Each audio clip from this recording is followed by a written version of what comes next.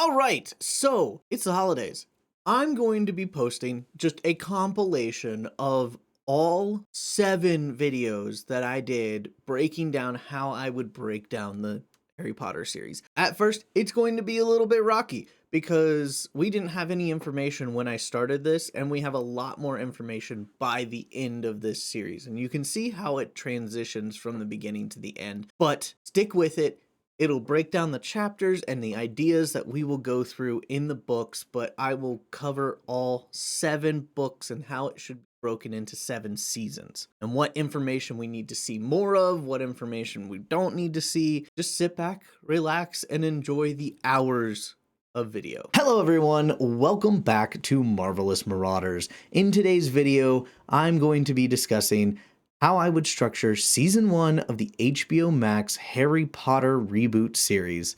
Today we are going to explore how the series could be adapted, which parts of the story I'd give more detail to, and how I'd handle each episode. But first, before we get into that, let's talk about the big question. Do we even need a reboot? Now we all know the Harry Potter series is beloved by millions and have become a massive part of pop culture. So with the news of an HBO Max reboot, the question is, do we really need it? I think that's something we all need to ask ourselves. On one hand, the original films are practically perfect for a lot of people. The magic, the characters, the world, it's all unforgettable. But then again, a new adaptation could open the door to explore the story more deeply. Think about it. We could have more time to focus on small details we didn't get in the films, or dive deeper into the wizarding world itself. For example, the books have such rich content that got cut for time in the movies. That said, a reboot also risks stepping on the toes of the original films. And that's no small thing. So what do you think? Is a reboot necessary, or should we just leave the magic of the original films as they are? Let me know your thoughts in the comments. Let's talk about casting. If a Harry Potter reboot does happen, one of the biggest challenges will be casting. The original film cast is legendary, and I think we can all agree it's going to be tough to find people who can fill those big shoes. But here's the thing. I don't have any specific casting suggestions for you today. We're not diving into which actors should play Harry, Hermione, Ron, or anyone else. Except for maybe Jacob Isaacs playing Hermione. That one's kind of a good idea. Instead, let's focus on how important it is that the casting captures the spirit of the character. Harry, Hermione, and Ron are so ingrained in our minds thanks to the original films. So whoever takes on those roles has to bring something fresh, while also honoring the core of who these characters are. And of course, it's not just about the trio. Every supporting role, from Snape to Voldemort to Dumbledore, it's essential to get this series right. Sure, there have been casting rumors out there, but ultimately, I think we need to trust the team behind the reboot to find the right fit. The pressure is on, but with the right people in place, we could be in for something truly magical. What do you think about casting possibilities? Do you have anyone in mind? Let me know in the comments below. Now let's dive into how I'd structure Season 1. This will be a 10-episode season, and I want to break down each episode and talk about the key points I'd focus on. Episode 1 is going to cover chapters 1 and 2, The Boy Who Lived and the Vanishing Glass. The first episode is going to follow the day of Vernon Dursley. The colors in this episode will be dull. The only time we see color is whenever we see magical people. So we then get the opening from the movies, which is Dumbledore, McGonagall, and Hagrid delivering Harry to the Dursleys. It's going to play out almost the exact same way. And then the next couple of scenes are just a quick montage of Harry as he's growing up with the Dursleys and weird, unexplained things happening and him getting in trouble and not knowing why. We finally catch up with Harry waking up on Dudley's birthday to tapping on his door of the stairs. It plays out like normal, then we cut to the reptile house, showing a day at the zoo, then Harry talking to the Brazilian boa. Events play out like normal, and the episode ends with Harry picking up his Hogwarts letter and flipping it over. As the letter flips over, the dull background starts to seem a little more colorful, almost emanating from where Harry is standing. Episode 2 is going to be covering chapters 3 and 4, The Letters from No One and The Keeper of the Keys. Episode 2 is where things start to explode. Magically. Not physically. Well, maybe a little physically, mail coming through a chimney and all. Every time Harry gets a letter, things seem to gain a little more color. But then, every time Vernon does something to keep Harry from getting those letters, it goes back to dull. So throughout the episode, it's going to be colorful, then dull, colorful, then dull, just to build up that excitement. And it's just going to be a light colorful for now. When we finally get to the hut on the rock, though, we count down to Harry's 11th birthday. This is the dullest, grayest moment of the episode. It's almost black and white. Until midnight. And there's a knock on the door. And when the door comes crashing down, the dull gray cabin gains full color. We are then introduced, once again, to Hagrid. He then explains everything to Harry. We end the episode with Harry going to sleep. Episode 3 is going to follow Chapter 5, Diagon Alley. We start the episode with the screen black and hear a tapping. It's reminiscent to the first episode when Petunia wakes Harry up. We hear Harry mumble, "I'm getting up." And then the scene lightens up to reveal that he isn't under the stairs, but is on the floor, in a hut on a rock. And an owl is tapping at the window. Everything is so colorful in the hut, and the episode only gets more colorful as we get further into the episode. Diagon Alley plays out like it always does, and we actually meet Draco and Madame Malkins, sparking the conversation later with Hagrid about Slytherin. We end the episode going back to Privet Drive, where Harry now has color and his surroundings are dull and boring. Episode 4 is going to cover Chapter 6 and 7, The Journey from Platform 9 3/4 and The Sorting Hat. We open on the dull, colorless Privet Drive. Harry is preparing to leave. And as he steps onto the train, the color slowly starts returning, intensifying as he meets Ron and Hermione. The journey to Hogwarts plays out introducing key characters like Neville and Draco, with the latter's presence slightly draining the color from the scene. The sorting ceremony follows with the Great Hall being the most vibrant and magical place Harry has seen so far. This episode ends with Harry looking around the Gryffindor common room, now fully immersed in this world. Episode 5 is going to cover chapters 8 and 9, The Potions Master and the Midnight Duel. This episode focuses on two key elements: Snape's antagonism towards Harry, and the rivalry between Gryffindor and Slytherin. The color motif shifts here. Potions class is visually dim and shadowy, emphasizing Snape's control over the environment. Also kind of hinting there's something about Snape that we're not sure if we can trust or not. Meanwhile, the Midnight Duel sequence takes place under moonlight, with the castle's shifting staircases and eerie glow creating an unsettling atmosphere. The episode ends with Harry, Ron, Hermione, and Neville discovering Fluffy, the first real sign of danger at Hogwarts.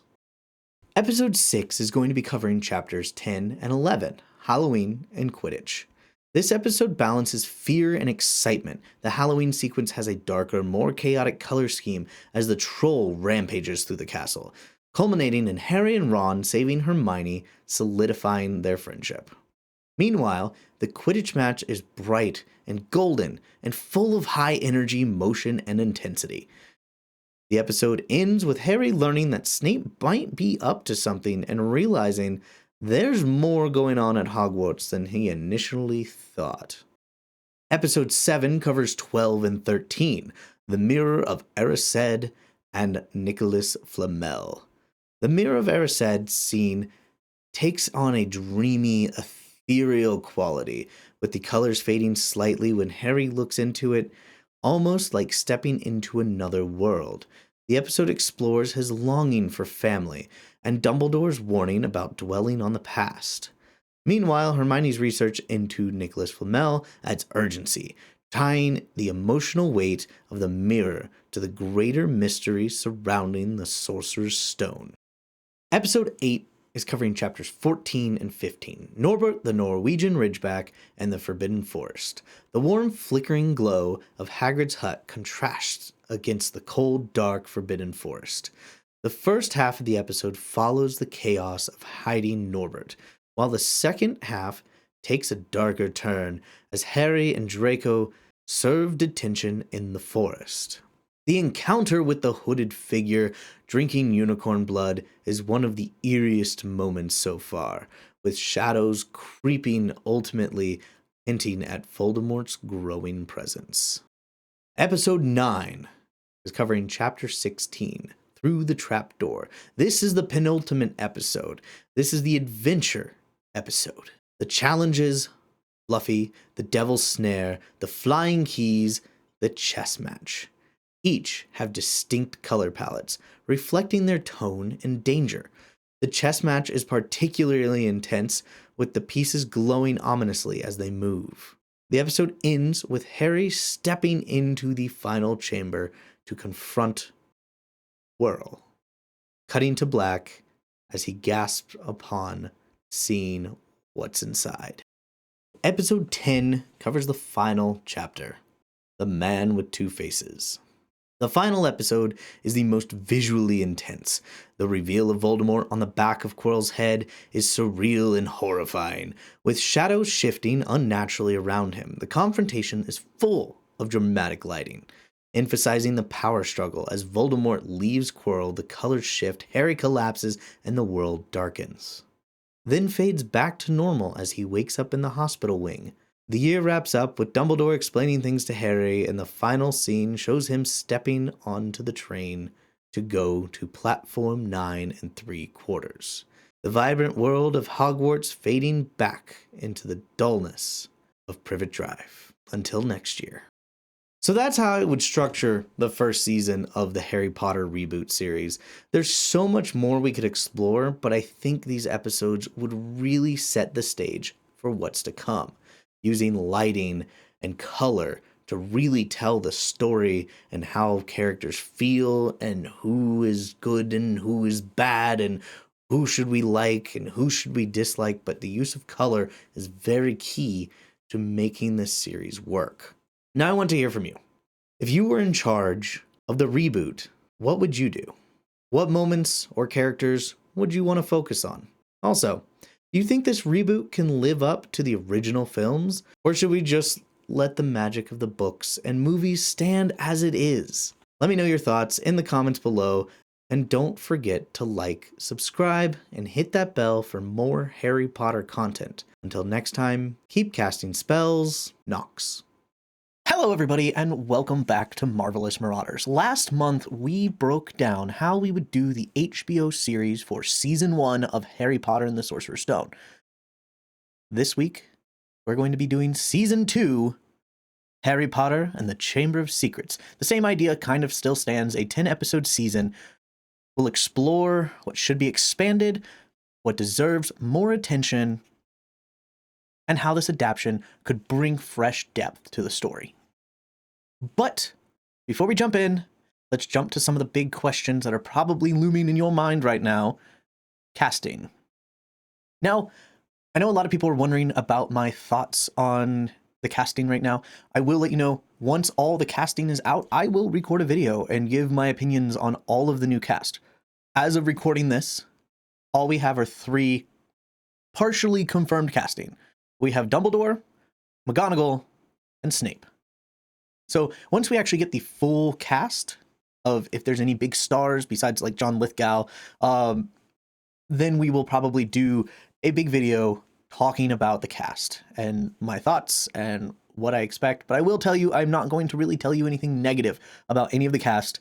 It's mostly going to be positive and what I should expect from them more than what my thoughts are on how they look, because we're going for authenticity and good performance over what they look like, because we can't do a carbon copy of the movies, because then what's the point?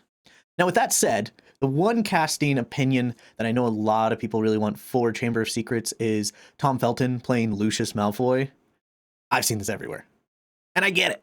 He played Draco. He'd probably do a good Lucius. It's not a big role, and one of the things that I've always said is if you bring back the original cast, I don't want them back as larger roles. I would like them as smaller roles that are kind of just, hey, look, here's this character. You know him. Yep. All right, we're going to move on now, because that was then, this is now. So, like, Lucius is a small enough role. Yeah, he plays a bigger role in the later movies, or the later books, movies, whatever. But in the end, Lucius isn't that big of a role, and I can get behind Tom Felton. He's still really big in the Harry Potter scene. So now with that out of the way, let's get into how I'd structure Chamber of Secrets for HBO Max. Episode 1 is going to cover the first 2 chapters, The Worst Birthday and Dobby's Warning.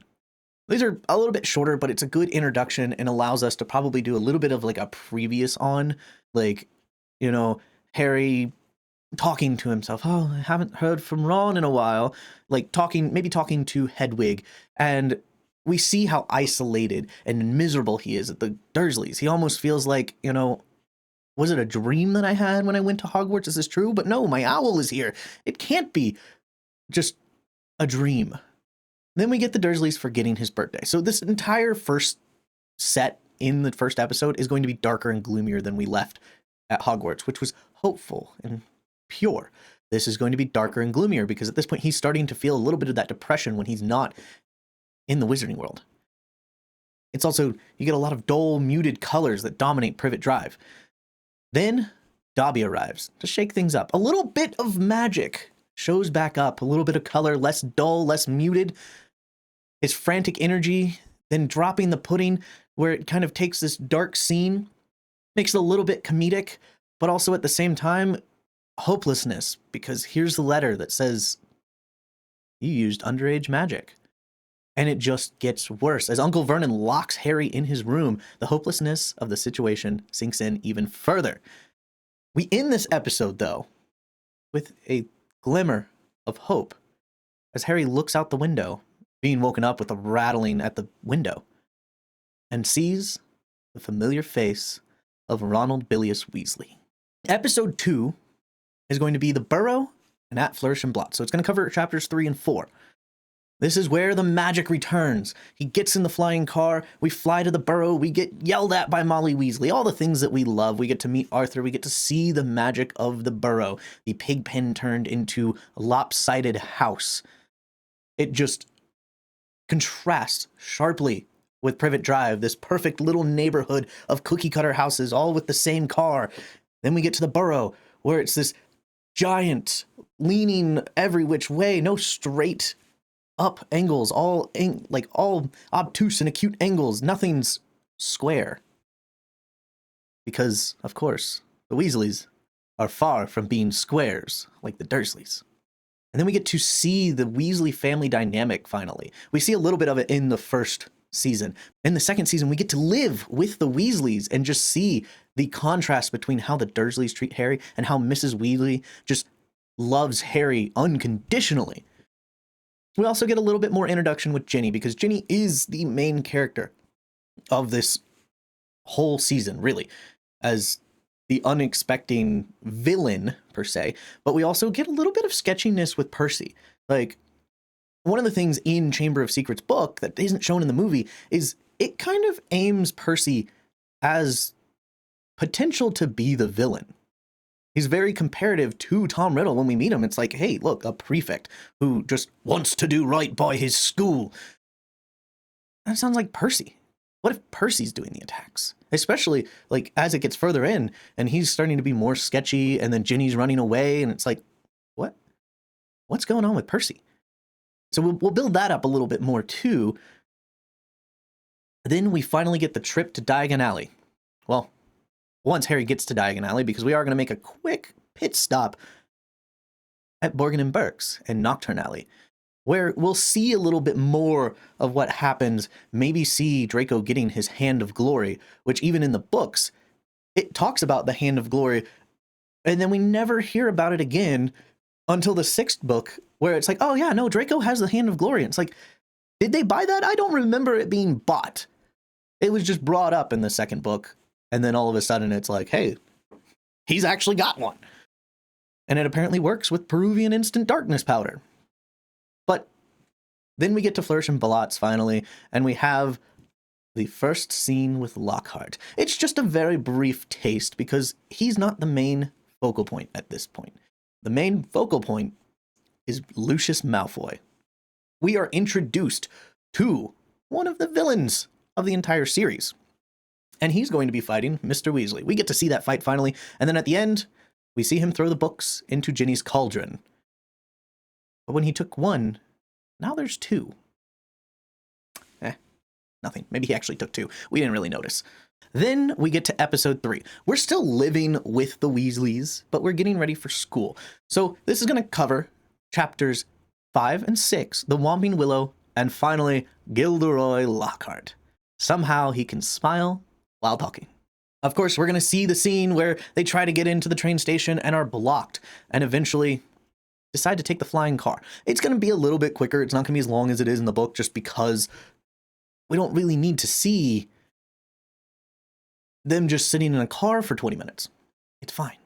We'll have maybe some fun scenes if we want to put some action of them chasing the car, but really, it's just going to be them in the car having fun, and then maybe a cut to them just, oh, we need to get to school. It's so hot in this car. And then the car finally giving out, crashing into the Whomping Willow, the Whomping Willow beating them up, and then them getting berated by Snape. And then Harry outsmarting Professor McGonagall. But in this point, Dumbledore comes in and says, boys, don't do this again, or I will be forced to expel you.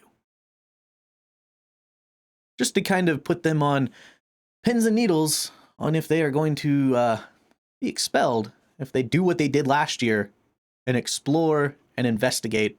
Because really, at the end of the day, this whole series is just a mystery series, at least for the first 3 to 4 books. But the latter half of this episode is the glory that is Gilderoy Lockhart. A young man who steals the show with his ridiculous ego and kind of tries to take Harry under his wing as a protege, and Harry just does not want it. But it's not up to him if Gilderoy has anything to say about it. Episode 4 is going to break down chapters 7 and 8, Mudbloods and Murmurs, and the Death Day Party. This is really going to be a very Quidditch-focused episode, because Mudbloods and Murmurs is the Quidditch practice, and then it's just Harry living his day-to-day life with having to balance Quidditch, having to balance classes, and just building up. Nothing's happened so far besides Ron and his barfing slugs. And so eventually we see him trekking in. You know, it's getting colder. It's starting to get to like that late October time. And we get invited to Nearly Headless Nick's Death Day Party. His 500th Death Day Party, mind you. And we get to see the Death Day Party, which is a great scene in the book, and it was a travesty that it was not in the movie.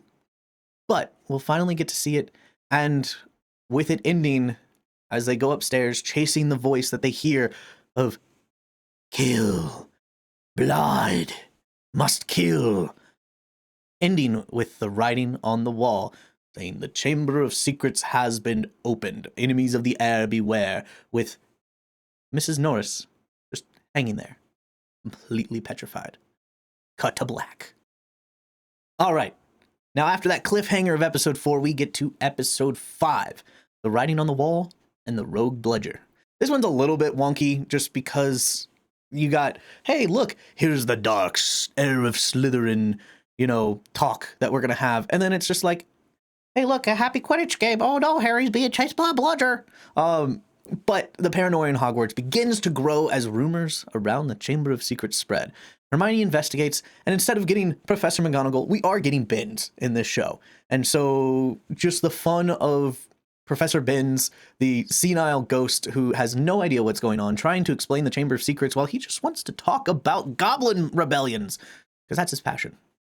Then we get to the Quidditch game, breaks his arm, and we end with Colin Creevey being brought into the hospital wing after finding out that Dobby was the one who stopped them on the train and started attacking Harry with the bludger.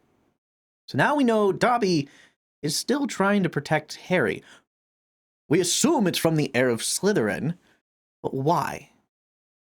Why is Dobby doing this? And who is Dobby's owner?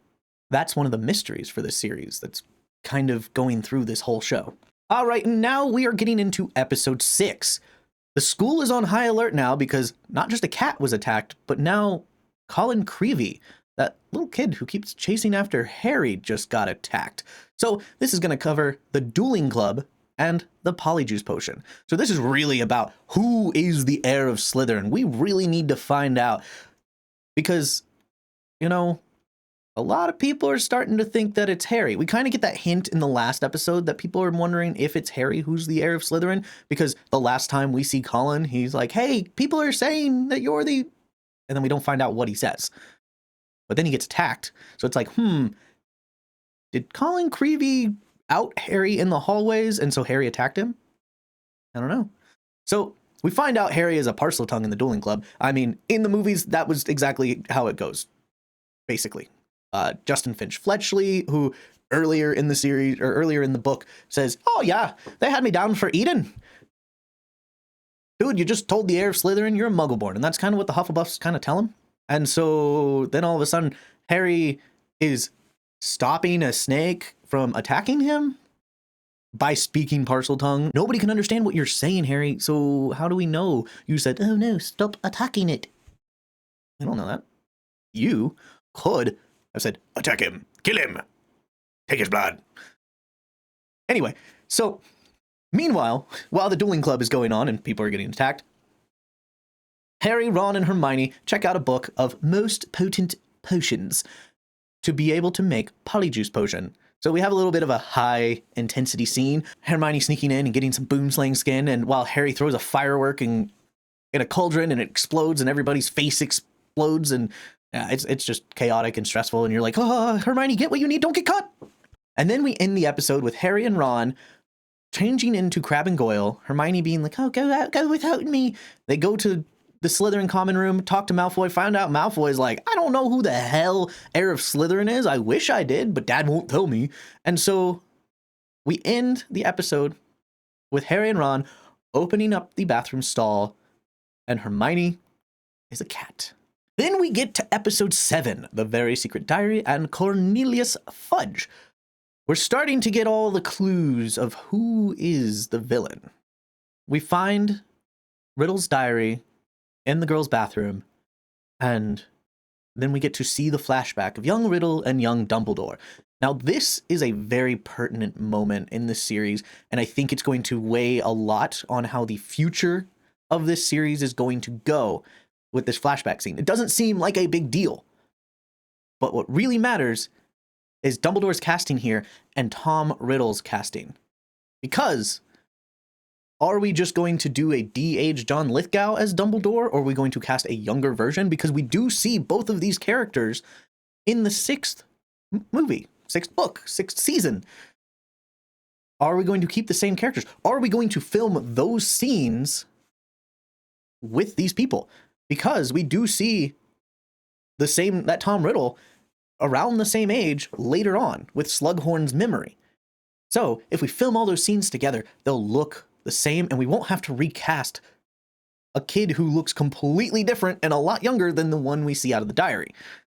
Plus, are we going to do a younger version of Dumbledore who's cast by a different person who kind of looks like a younger John Lithgow, or are we just going to put a little bit of color in his hair? So then it's like, So Fantastic Beast, he goes from Jude Law to super old dude in like 10 years. You get the Star Wars problem with Ben Kenobi.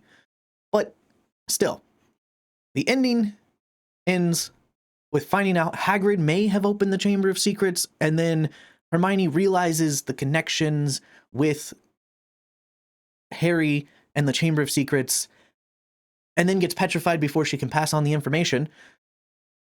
And then we get to meet Cornelius Fudge and Lucius Malfoy once again, taking Hagrid to Prisoner of Azkaban, and also taking Dumbledore away from the school, where Hagrid says, "Mind you, there'll be killings next if you take Dumbledore away from this school." Let's hope we don't get that. But we now are kind of wondering, because now, as Hagrid left, he said, "If you want to know anything, follow the spiders." What does that mean, Hagrid? Why are we following the spiders? Ron doesn't like spiders. Guess we'll find out next episode.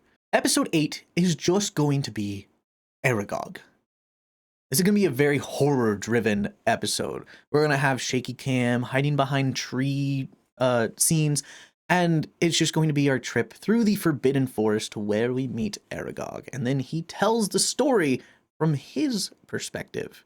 We heard Tom Riddle's end of the story, but then we hear Aragog's, with it culminating in a chase scene out of the forest by Aragog's children.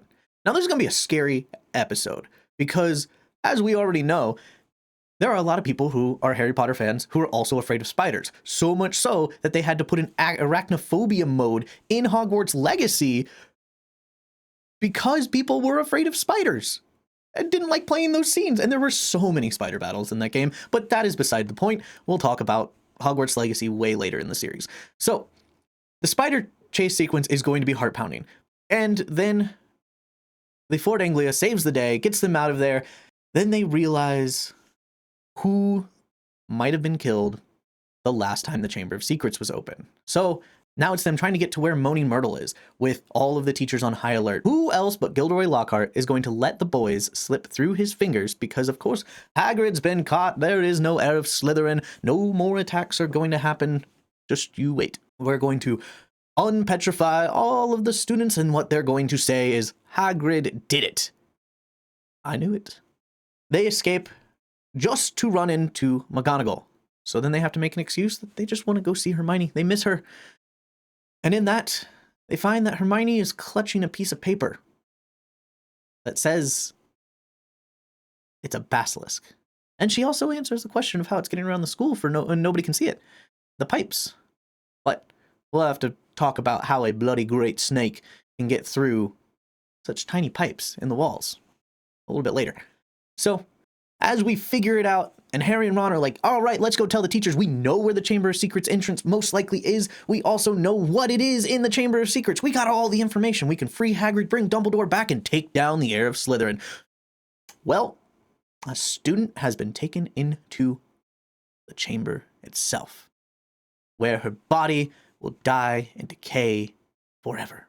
With the last words of this episode being, who was taken into the chamber, Professor?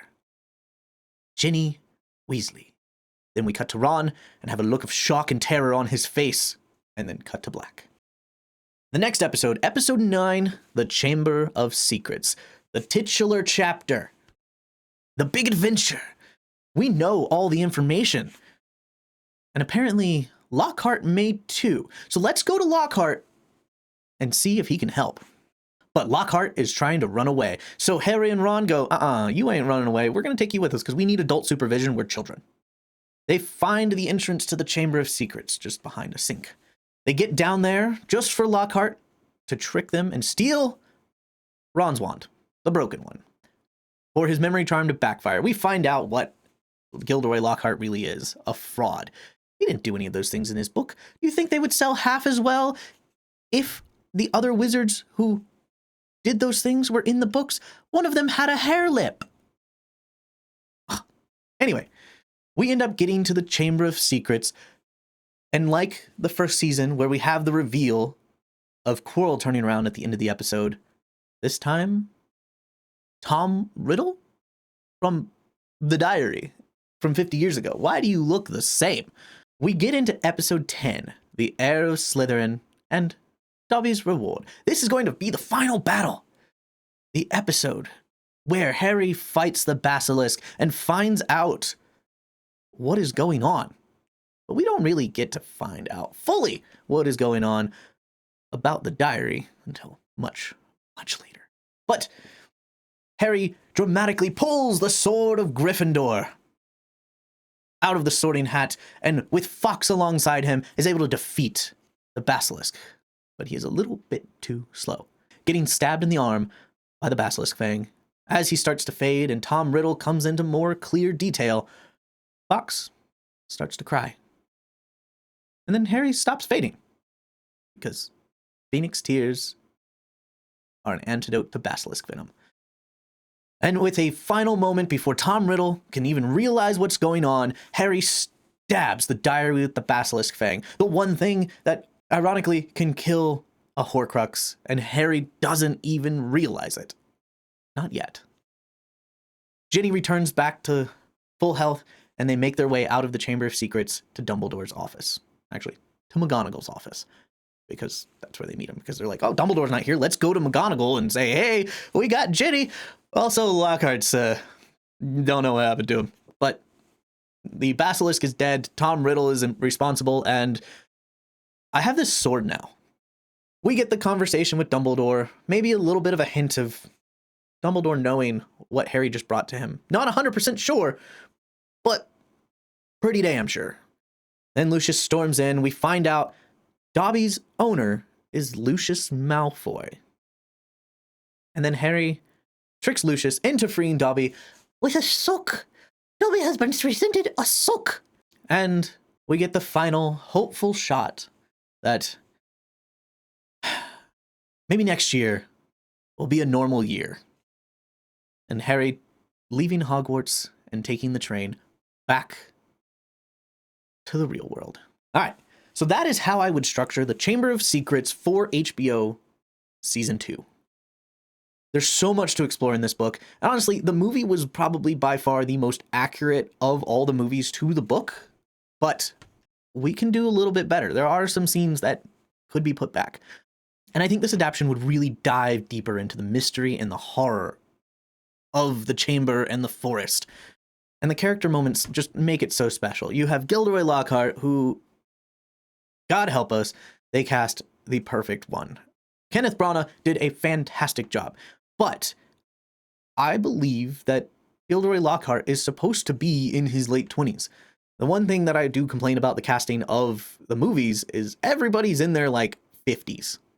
And I think it would be better if we had some younger cast. You know, it's less creepy with all the girls fawning over a 20-something-year-old than them fawning over Kenneth Branagh.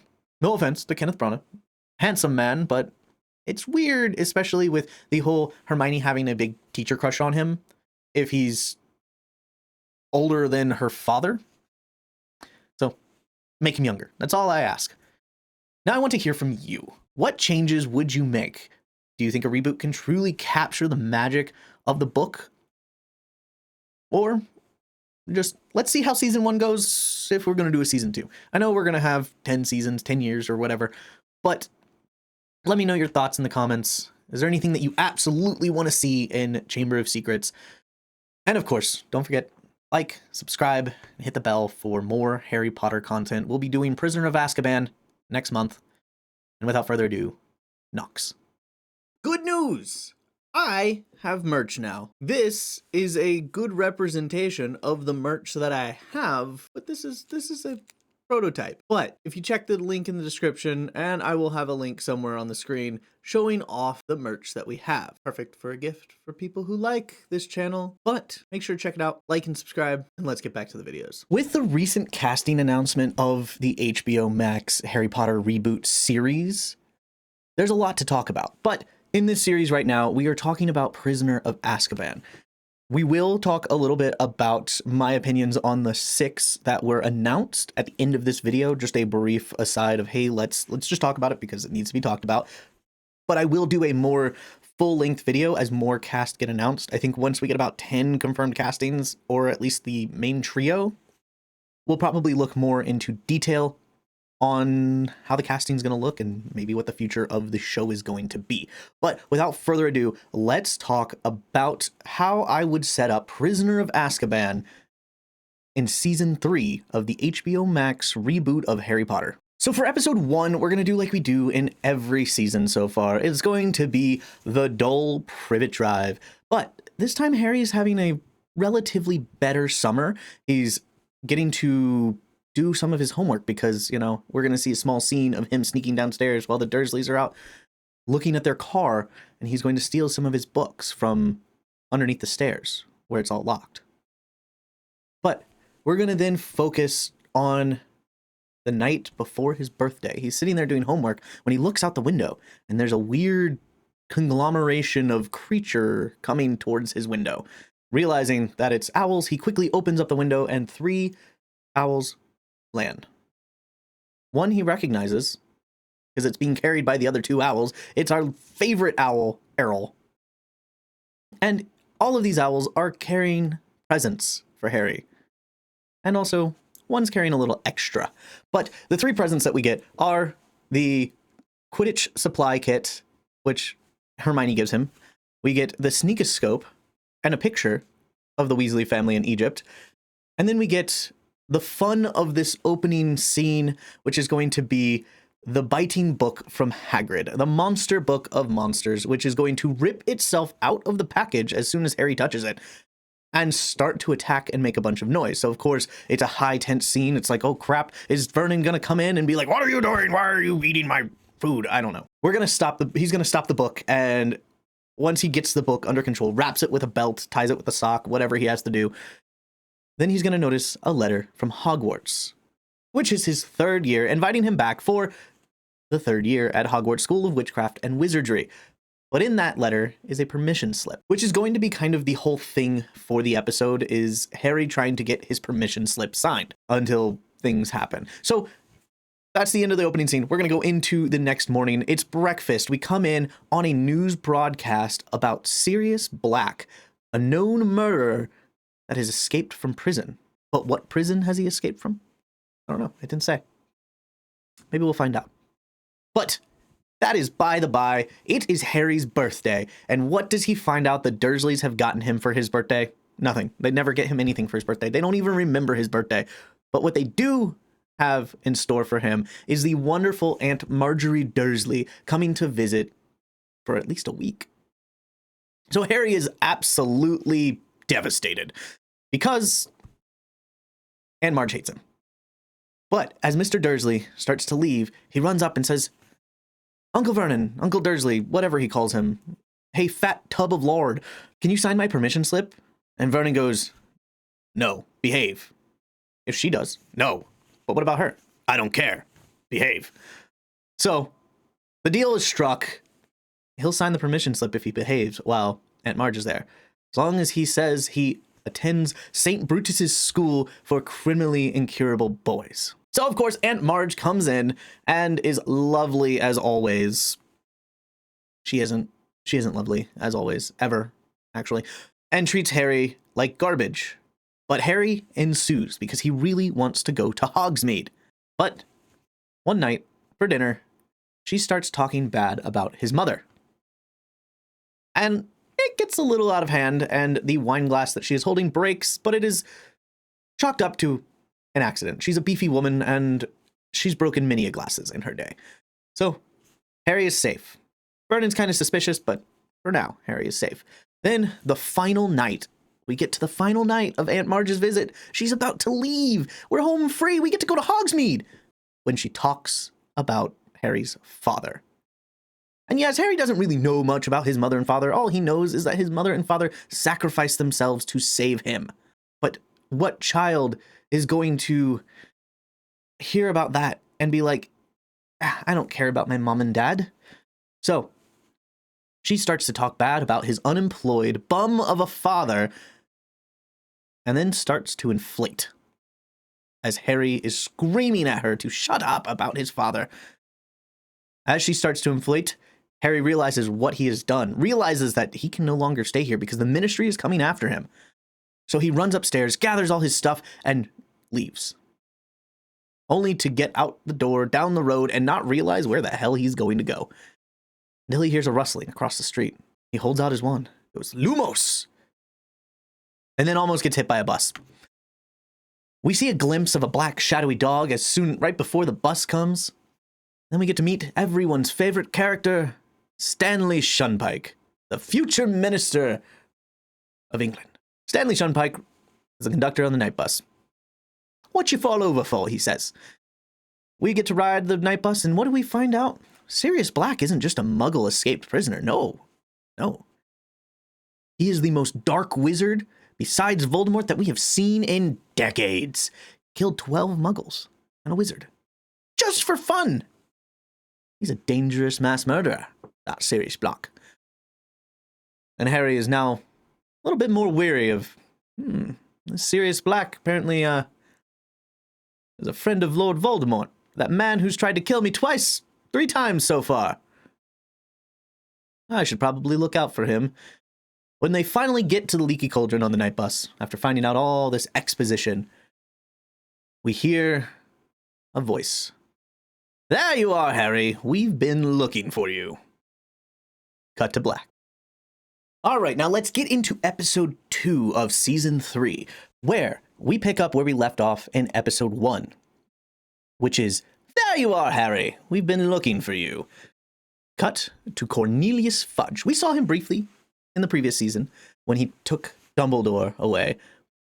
Well, took Hagrid away, but also just Malfoy showed up and took Dumbledore away as well. But we meet Minister Cornelius Fudge officially for the first time because, of course, Harry was under his invisibility cloak the first time. So he couldn't be like, Minister, we've met.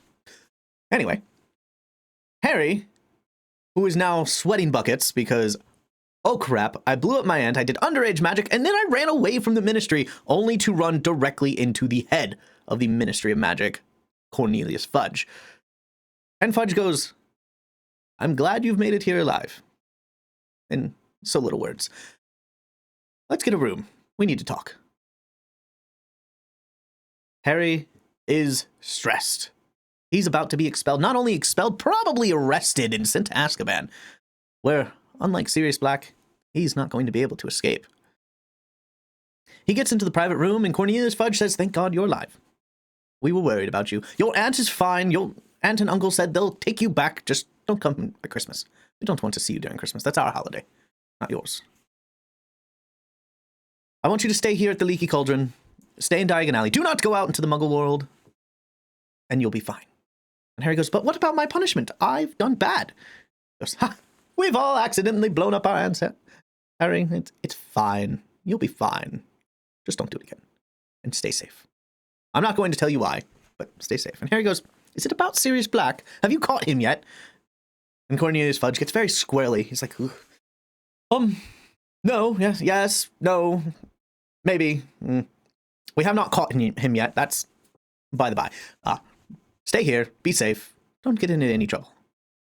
Have a nice day." So Harry gets to explore Diagon Alley. And of course, as always, we get to have a wonderful episode of just exploring Diagon Alley. We get to see things that we didn't get to see in the past 2 seasons of Diagon Alley. We get to see new sets. And we are also introduced to the Firebolt. Price on request.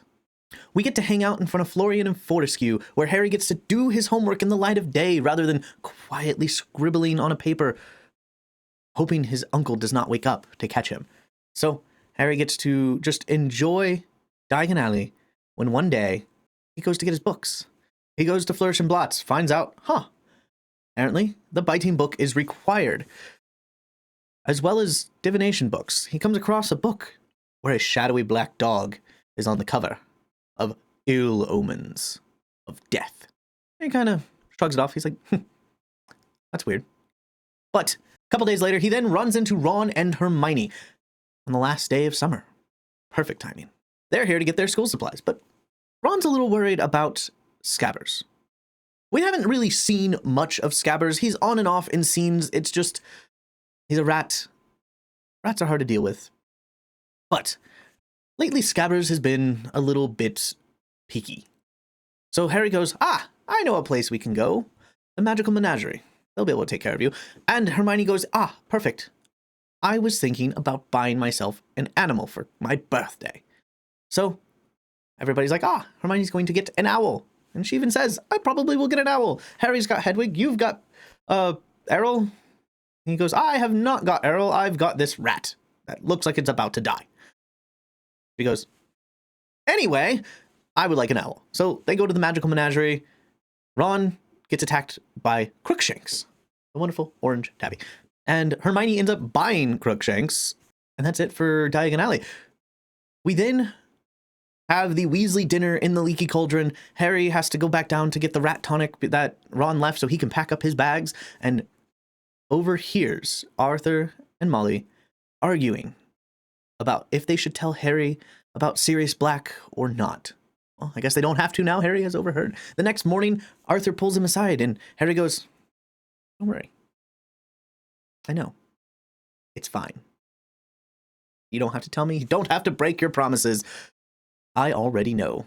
I'm sorry I overheard you, but you were a little bit loud.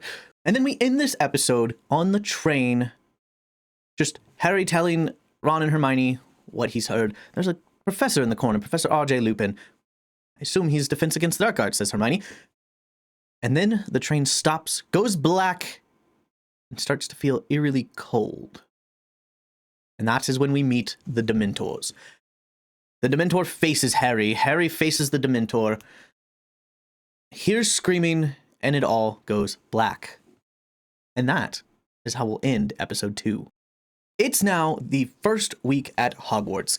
It's episode 3. So we end with the Dementor passing him out on the train. And so, of course, he's going to wake up. We get the sorting ceremony, all the fun stuff. It's going to be a little bit quicker for that stuff because there's not really much that happens. We do have the weird scene where Hermione needs to talk to Professor McGonagall about her classes, and then she comes out smiling that she's able to do her classes now. And Harry goes, okay, and kind of shrugs it off, but that's a clue for us. It's for us, not for him. For us. Well, and for Hermione. But we get our first week of classes. We get to see all the classes. The first day of class is care of magical creatures and divination, as well as a little bit of transfiguration, because there's some clues in there. So we get care of magical creatures. We get introduced to hippogriffs, specifically Buckbeak. Harry gets to fly on Buckbeak. We get a nice little scene with that, but Malfoy gets attacked. Hagrid literally said, don't insult the chicken bird. And what does the blonde-headed douchebag do?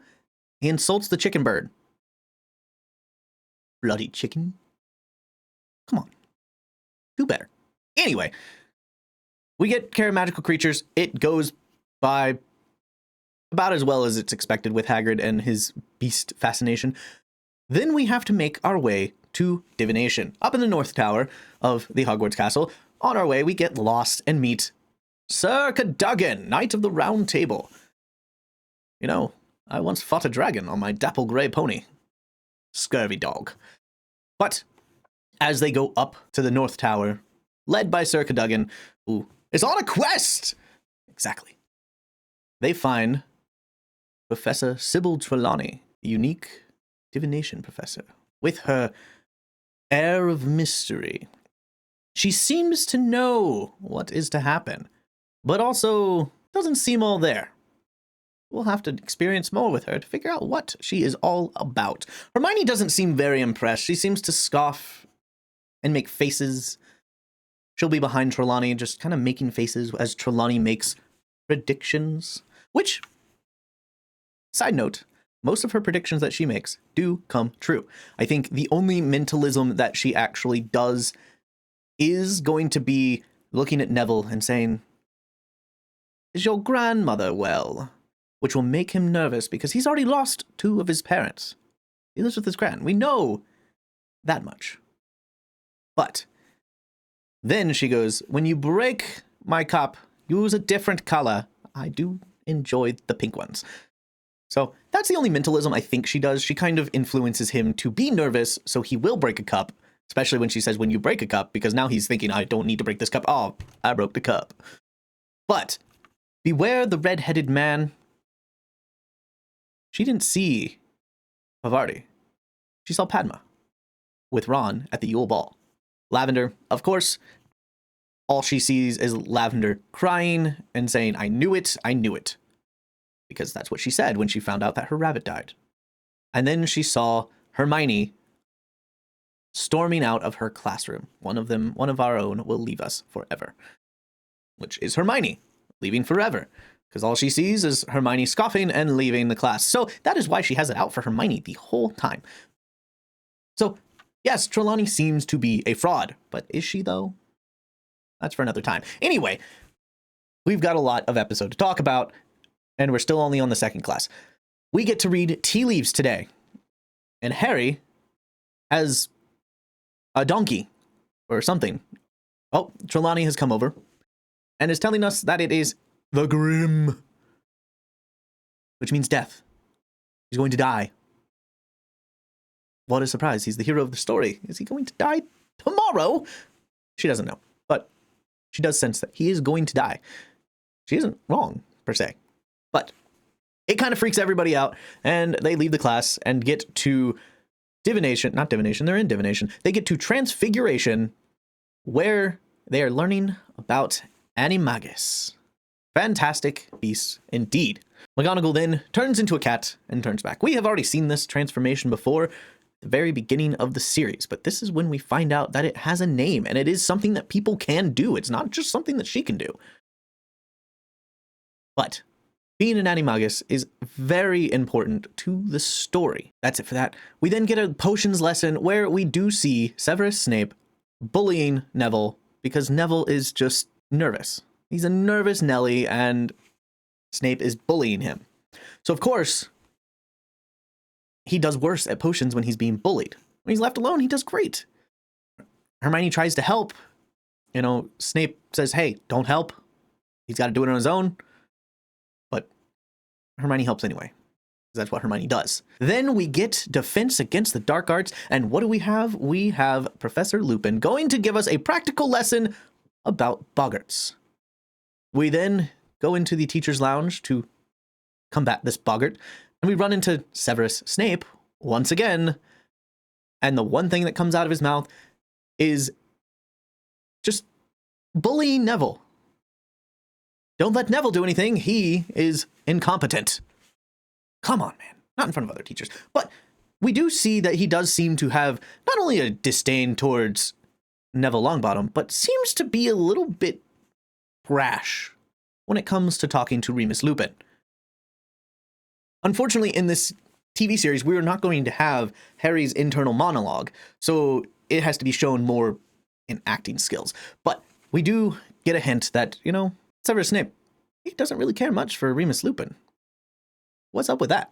Anyway, we just assume it's probably because he wanted the job and he's just tired of not getting the job. But we get the boggart lesson, and we get all the way to it's about to be Harry's turn, and class is over. Have a nice day. Oh, Harry, you wanted to do that? Oh, too bad. So sad. Maybe next time. Then we get more of a little montage of the seasons changing. I did like in the third movie where they used the Whomping Willow as the transition scene to show that seasons were passing. So we get more classes, maybe just Quidditch, like just a little montage of just things happening. Hermione being suspicious the entire time.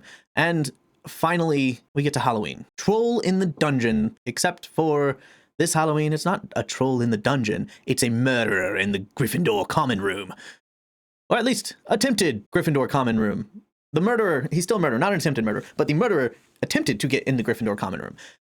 And so we end up going to the fat lady who is hiding. And we're told, everybody's favorite poltergeist, Peeves, goes, yes, Sirius Black wanted to get into the Gryffindor common room, but the fat lady said no. And then he was angry. Sirius Black is in the castle. That's not good. That's not good at all. So then we end with everybody in the castle in the Great Hall as the professors search the grounds of Hogwarts for nobody. So, Sirius Black has broken into the castle and everybody is on high alert. It's time for episode 4. This episode is going to be a very Quidditch-heavy episode. It'll be fun. So, we start the episode out with the first Quidditch match of the year. Gryffindor versus Slytherin. What? Malfoy still hurt? Gonna be Hufflepuff. All right, change of plans. We are going to start the first match of the year Gryffindor versus Hufflepuff. A dark, stormy, rainy day. Perfect for a Quidditch match.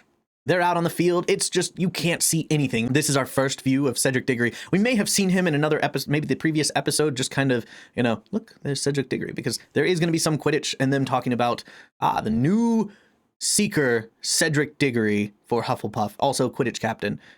Was he not the Seeker before? He just happened to become the Seeker and captain in the same year, but it's also his 6th year. It's like, that's weird, but okay. So, Cedric Diggory, we probably got glimpses of him, but this is when we get to see him in action. The Hufflepuff hero. The one and only person who is ever able to beat Harry at Quidditch. And that's what he does. On a fluke. Because during the match, the Dementors come onto the field just right after Harry has now also seen the shadowy figure of a dog in the stands from a lightning strike and is like, is there a dog? Those are Dementors. All right, I'm going to fall off my broom.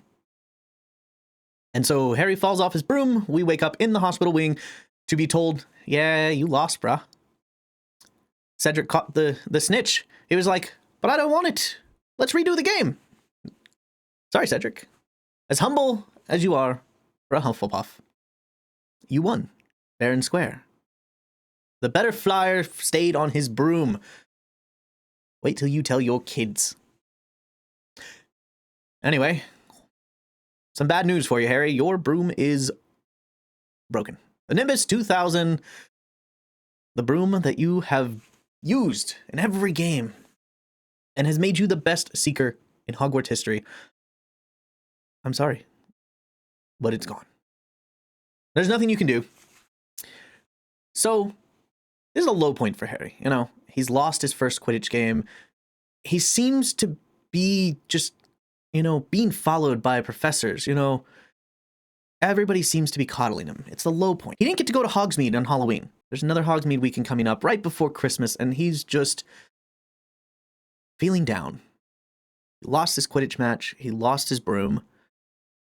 It's just one loss after another.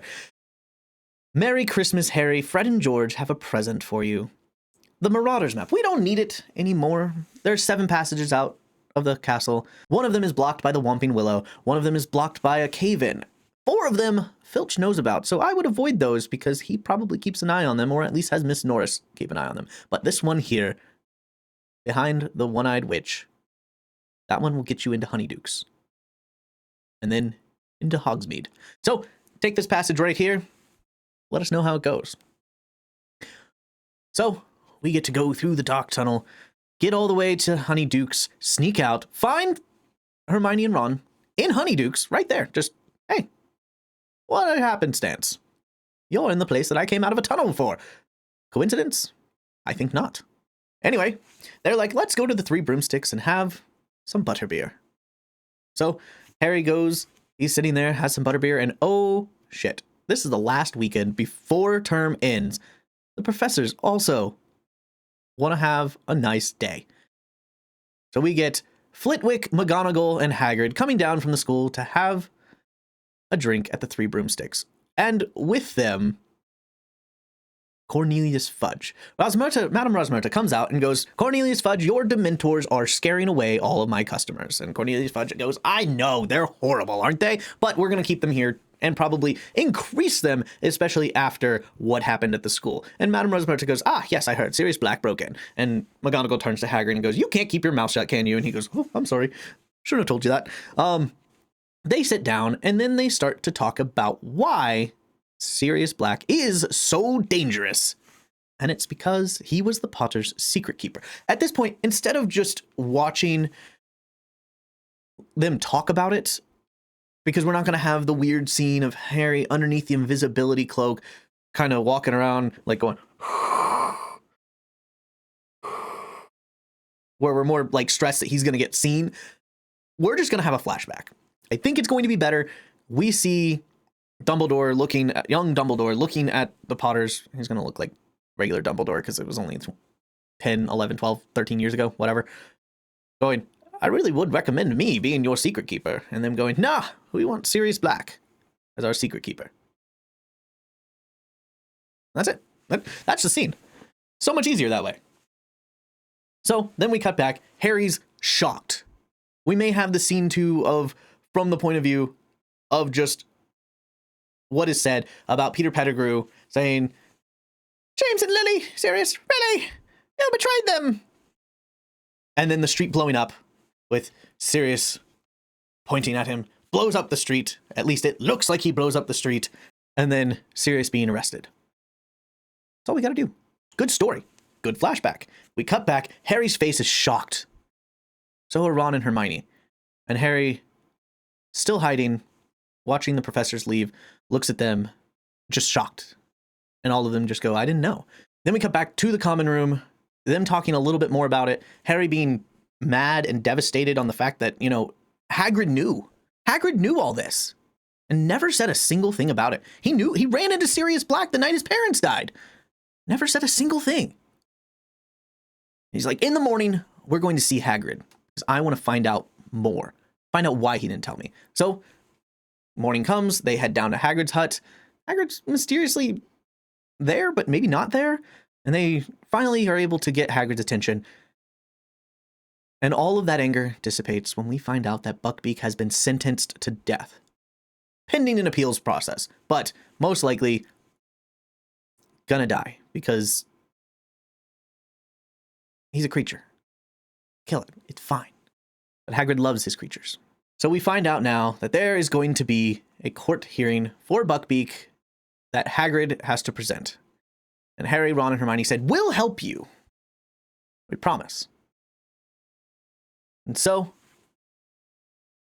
we get to Christmas Day, where Harry gets a firebolt. The broom of his dreams. He looked at it every day when he was in Diagon Alley. He was fascinated with it, but he didn't need one. At the time, who sent this broom? And that is the first question that Hermione asks. Who sent you this broom, Harry?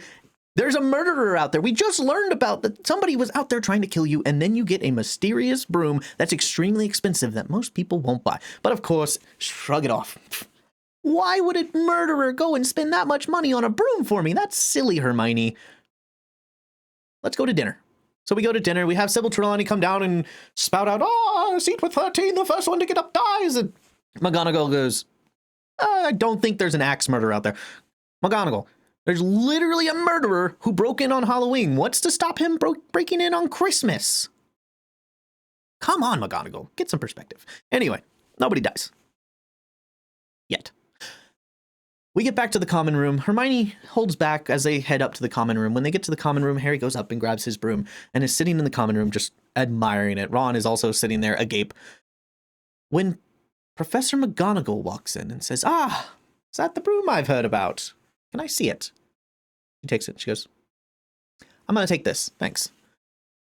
With an uproar, we find out Hermione tattled. But McGonagall says, you'll get this back. We just need to make sure it's safe once we strip it down. And of course, fighting ensues, and that is the end of that episode. Hermione, Ron, and Harry are all mad at each other. Well, Ron and Harry aren't, but they're mad at Hermione. Hermione's stressed out. Throughout this, she's starting to look more and more haggard just because of the time turner. She's not getting a lot of sleep. She's taking 12 classes and not a great way. But that is the end of the episode. Christmas is over and Hermione is canceled. Harry Potter got a firebolt and then it was immediately taken away. Thanks, Hermione. In episode 5, we are going to learn the Patronus. In episode 4, it was talked about briefly. It will be in the episode. Harry talking to Lupin about trying to learn the Patronus charm. Part of it is because during that time, we get Snape taking over for Defense Against the Dark Arts. Turn to page 394.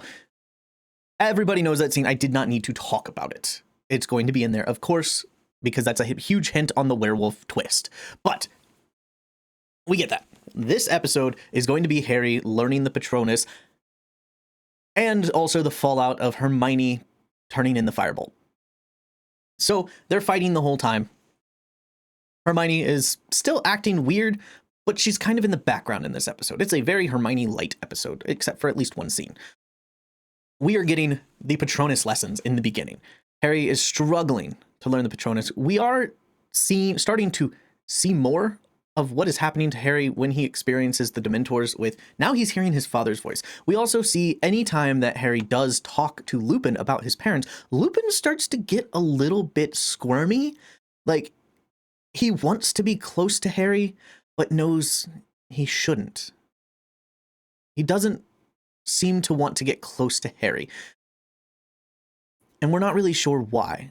He seems like he keeps being drawn to Harry. Harry is drawn to him, but Lupin tries to keep his distance and doesn't want to grow attachment. Like, he's afraid that Harry may reject him. And this is more in a student-mentor bond, not in a weird, whatever. We're not even going into it.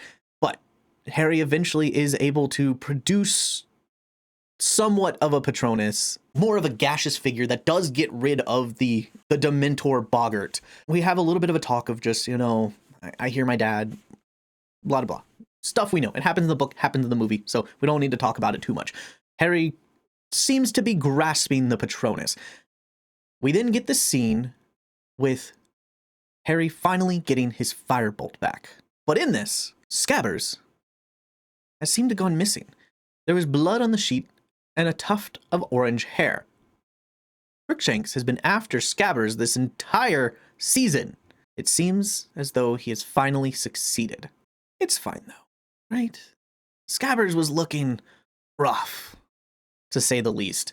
So it was probably better off that he became that cat snack. But, of course, as they were getting ready to forgive Hermione because Harry now has his broom back, the best racing broom in existence, well, now Ron is mad at Hermione for another reason. Harry has forgiven her. Harry is like, listen, I get it.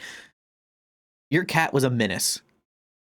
But that rat was kind of gross. I'm not mad at you anymore, Hermione. But I do understand why Ron is mad. I'm friends with both of you now. Anyway, we then get to the Ravenclaw Gryffindor Quidditch match. But not only is it a Ravenclaw Gryffindor Quidditch match, the Seeker of Gryffindor now has the fastest racing broom in existence against Ravenclaw, who've all got really crappy brooms. But we now get to meet Cho Chang, Harry's love interest for the future. Beautiful young girl who not only is seeking the snitch, also has seemed to snuck into Harry's heart. And Harry is interested in Cho Chang. He doesn't know which one to catch. Should he catch Cho or should he catch the snitch? Cho wants the snitch, though. She knows her good looks are probably distracting Harry and is just trying to keep Harry from catching the snitch, because if Gryffindor catches the snitch, they are guaranteed second place, and then all they have to do is get a specific score to be able to win. Gryffindor, Ravenclaw going at it, trying to find the snitch, and then all of a sudden, on the field are Dementors. As Harry is reaching out to grab the snitch, he sees the Dementors, pulls out his wand, Expecto Patronum!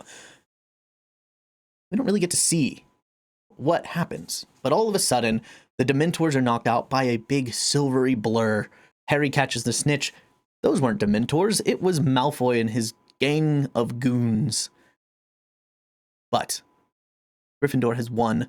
They are guaranteed second place. All they have to do is beat Slytherin with 100 points up, and they win the House Cup. Harry can now perform a Patronus. He has his Firebolt. He is reaching his final form just in time for the next episode. All right, so this video is getting a little bit long, so we're going to make a second part, which is going to be episodes 6 through 10 in the last half, and then we're going to talk about casting a little bit after that, because casting is more important for the latter half of the series because there's more flashbacks and more Snape stuff. So we'll probably talk a little bit more about what's going to happen later on, but make sure to like, subscribe, and hit that bell so you can be notified when I post this video. And if I've already posted the video, it will be linked in the description.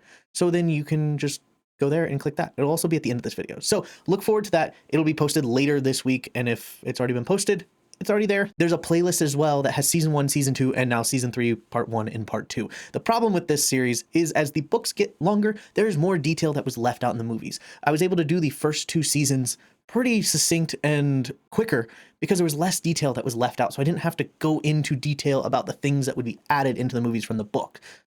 Now I have to do a lot more, which is now going to take more videos. So look forward to that, and we will see you in the next video. Stay marvelous. Knox.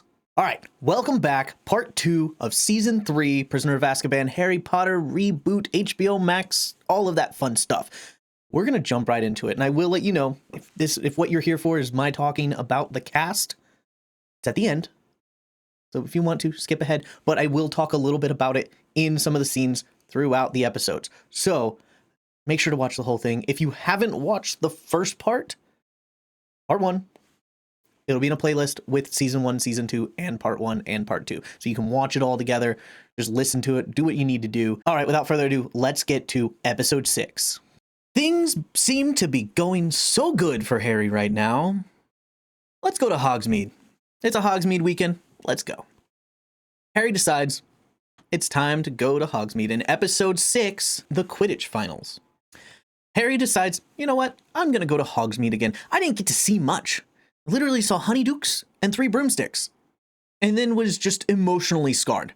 But this time I'm going to go prepared. I'm going to bring my invisibility cloak this time, and I will hide under it and hang out with Ron.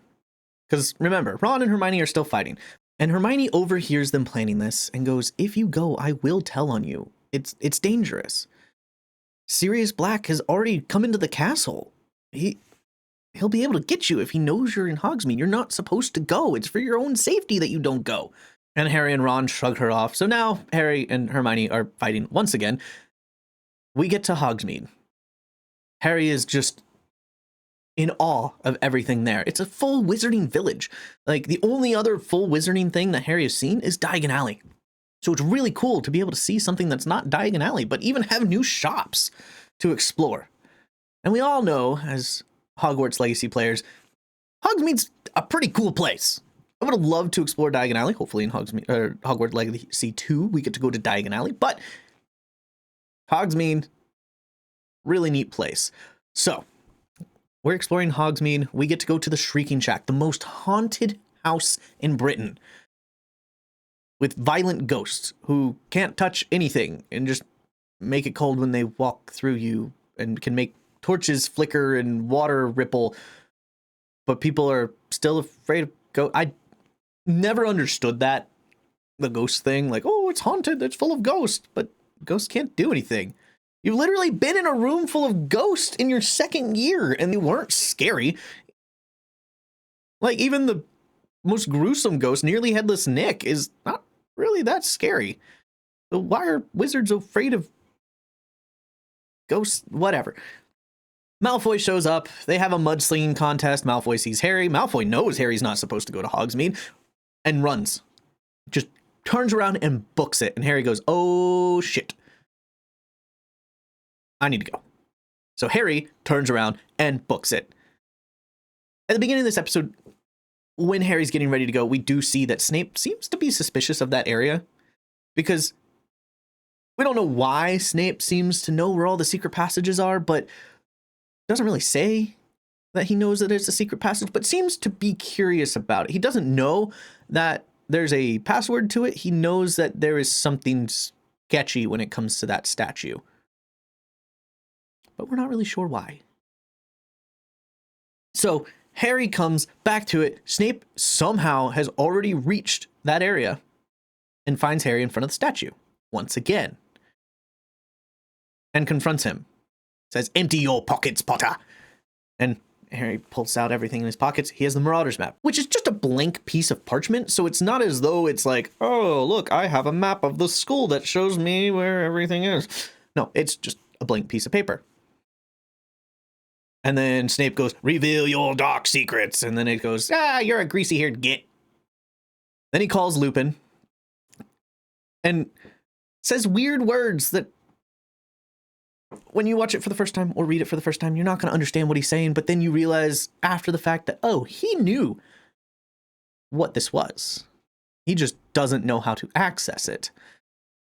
But he knew it was Lupin's, and Lupin goes, I'll take it. And then once Snape leaves, he looks at Harry and goes, how did you get this map? Yes, I know it's a map, but I also know that Filch had it. You know how dangerous this is? If Sirius Black had gotten his hands on it, if an enemy were to get his hands on it, you would be in trouble. Let me say that one more time for those in the back. If an enemy were to get a hold of it, that would be really bad. That's a foreshadowing event for the next movie or next season, next book, whatever. That's why that is important. Because what does Harry do? He gives it to the enemy. Anyway, Lupin takes the map. Says, no more map for you. I'm your professor. This is for your best interest. I will take this. Then the middle of this episode, we have the Hogsmeade thing. We get the middle of the episode. Harry's kind of like, yeah, it was a bad idea. Thank you for not turning me in, Hermione. But Hermione seems to be going through some tough times. You know, Ron also kind of forgives Hermione. It's like, yeah, he was old. He was probably going to die anyway. It was probably a quick, painless death. Just one crunch into the skull. Then they run across Malfoy, who's like, ha ha ha, my father. And Hermione punches him in the face. That's what you get. Then Hermione disappears. Doesn't show up for charms, and they're like, where the hell did Hermione go? Harry finds her in the common room, asleep on a table, and goes, hey, you missed charms. And she goes, shit. It was cheering charms, and I know they were going to be on the final. I'm going to fail. I ruined everything. And he goes, yeah, well, wake up. We got to go to divination. She goes, okay. And then in the middle of divination, just goes, this shit, I'm out. And leaves. And they're like, what is going on with Hermione? She's missing classes. She's punching Malfoy. And now she's just straight up walking out of class and insulting the professor? All right. And then the Quidditch finals. Throughout this, we're starting to see more Slytherins in the background, like watching Harry. And anytime more than one of the Quidditch team members is in the screen, you see more Slytherin people. Like, it's like, why are there so many Slytherins in the background? Well, as it gets closer to the match, then you start to see them using tripping jinxes and things like that, and just running off afterward. Because it is the Gryffindor versus Slytherin Quidditch finals. Winner takes all. But not just winner. If Slytherin wins, they win. If Gryffindor wins and doesn't get enough points, Slytherin wins. Gryffindor has to get a specific amount of points before Harry catches the snitch to make sure that they have won the point spread and then win the Quidditch Cup. That's how they beat ties. Because right now, Slytherin has 2 wins, Gryffindor has 1. If Gryffindor gets 2 wins, or beats Slytherin, it's 2 versus 2. So they have to get more points in total compared to what Slytherin has gotten to be able to beat Slytherin. Because if, in case of a tie for the Quidditch Cup, whoever has scored the most amount of points in the season wins the Quidditch Cup. That is why they have to score more points. It's not really explained. It's just, you just think, okay, they say they got to score like 100 points before Harry catches the snitch. Whatever. Makes sense. It's the tiebreaker. Because if you win 3 matches, you automatically win. So if Slytherin beats Gryffindor, that is 3 matches that they have won, because they beat Hufflepuff, they beat Ravenclaw, and then if they beat Gryffindor, they win 3 matches. Cool. But if Gryffindor wins, they have only won 2. Gryffindor has only won 2. Hufflepuff won 1. Ravenclaw won 1. So they're out already. So then it's up to how many points were earned throughout the season. Since Gryffindor did not catch the snitch in the first game, now they are behind on points. Because, of course, the snitch, 150 points. That's a big point lead. So Harry not only has to catch the snitch, 150 points, because right now Slytherin is already 2 snitch catches ahead of Gryffindor. Because Gryffindor has only caught the snitch once. So they're 150 points ahead already. So now they also have to get 100 points on top of that because they lost by 100 points to Hufflepuff. All makes sense. Cool. So this is an intense game. It is just cheating, a lot of penalty shots, and Malfoy is just trying his hardest to keep Harry from catching the snitch. Then we have a moment where Malfoy seems to be about to catch the snitch, and Harry comes in and swoops in, grabs the snitch, wins, and the game is over, and the Quidditch Cup goes to Gryffindor. And we all celebrate. We're all celebrating. Gryffindor is in the common room having a big party. Fred and George show up, and they have all this stuff from Honeydukes. Fred and George, are you paying for that stuff, or are you just stealing it? I don't really care. Whatever. But still, we're partying. McGonagall comes in and goes, guys, go to bed. It's late. I can hear you down the hall. Percy, you should be able to control them. You are head boy. Do not disappoint me. They all go to bed. But the episode's not over. If anything, this would be the perfect time to do one of those, like, all right, go to bed, and then the credits kind of roll. And then we hear a rustling, and then the credits come, like, cut, and it's someone sneaking into the Gryffindor common room, cutting open the curtain, and then the camera pans down, and it's Ron, and then Ron opens his eyes and goes, ah! And that's when we cut to black. Why was Sirius Black attacking Ron? We'll have to talk about that in the next episode. The curtain is ripped back, and we are revealed to see Ron? Ron screams, the camera turns around, and we see Sirius Black, and that is the start of episode 7. Ron screams, everybody comes running, they're all in the common room at this point. Percy's going, why are you screaming? You had a bad dream. Sirius Black was not in this common room. And here comes McGonagall going, I just told you to stop making so much noise and go to bed. Percy, you are head boy. It wasn't me, Professor. Ron was having a bad dream. Ron goes, shut up, Percy. It was Sirius Black. He tried to murder me. Minerva doesn't shrug it off. She knows it's not a bad dream. She goes, oh, this is not good. All right, stay here. I'm going to go get Dumbledore. First, let me figure out what the hell is going on. She goes out. Sir Cadogan, by the way, is the portrait hole because the fat lady got attacked at Halloween, and Sir Cadogan has been there the whole year. She goes out and goes, did you let Sirius Black in? And he goes, oh, yes, I did. He had all the passwords. All of them. And she goes, excuse me, what? And he goes, yeah, he had a list of them. She comes back inside. Who had a list of all the passwords written down and then lost it? Here comes Neville. I did. You're dead. Straight to jail. I'm writing your grandmother, who then sends him a howler later in the episode, just for a little bit of comic relief, because this is a very intense episode. We haven't even gotten started. This is just the first 5 minutes. So, it's finals week now. Hermione is just a mess. By the way, Buckbeak has been sentenced to death. There's an appeal on the last day of finals. So that's going to happen. Hopefully we can get that appealed. Ron is now helping because he feels bad because, you know, Hermione's been doing all the work.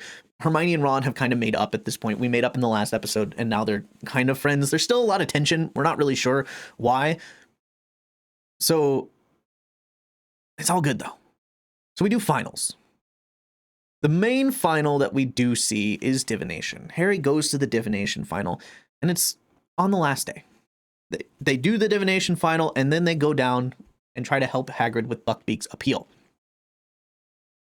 At the end of Harry's divination final, Trelawney goes all weird. Like, Trelawney already seems like a fraudster, and then all of a sudden she goes, oh, the servant will return. I'm not going to do the whole prophecy. We don't need to. You want the whole prophecy? There's a book about it. We see that prophecy. We do also get to see the Defense Against the Dark Arts final, because it's like an obstacle course. It's like Wipeout, but with Fantastic Beasts. So I would like to see it. So it's going to be in there for me. Harry sees this weird prophecy, but of course, one of the things that Trelawney says is, do not tell other people about the final. Harry goes, whatever. Hey, Ron, did she do a weird thing at the end? No? All right. Okay. I don't know what to think about that then. Anyway, they go down to the appeal. Guess who they find? Scabbers. He's been hiding in Hagrid's cabin. He's not dead. I'm sorry, Hermione. We thought it was you. But we found it. We need to go because now Dumbledore, Cornelius Fudge. Who else is there? Oh. Dumbledore, Cornelius Fudge, some old dude, and McNair are all there to do the appeal for Buckbeak. But McNair is there, the executioner, which basically means Buckbeak is going to die.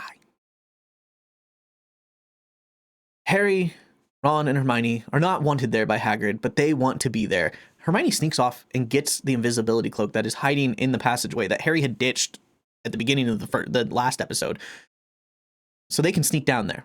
That's where they find Scabbers, and then they have to escape quickly.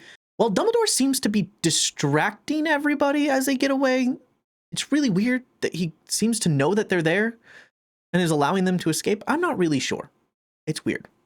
But it happens in the books, it happens in the movie. Dumbledore seems to know something's going on. So, they escape. They get up to the castle. They hear the thud of the axe. Buckbeak is dead. But then Scabbers tries to get away.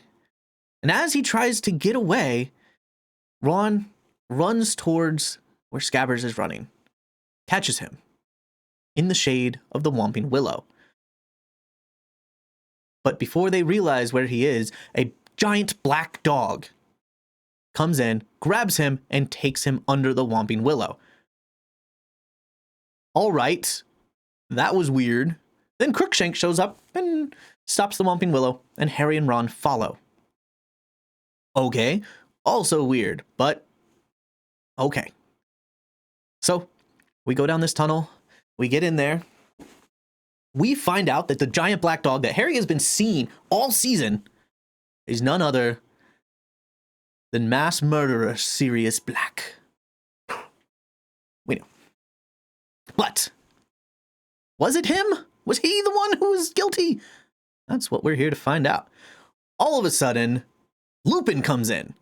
Lupin's here to save the day. He's here to save us. And then he realizes what's going on. Hugs Sirius Black, and Hermione goes, I knew it. I should have known the whole time. And Lupin goes, what do you know? And she goes, you're a werewolf. I figured it out. And he goes, how did you figure that out? And she goes, your boggart was the moon. You're sick every full moon. And also Snape gave us an essay on werewolves to try to oust you. And Lupin goes, you are the cleverest witch of your time, aren't you?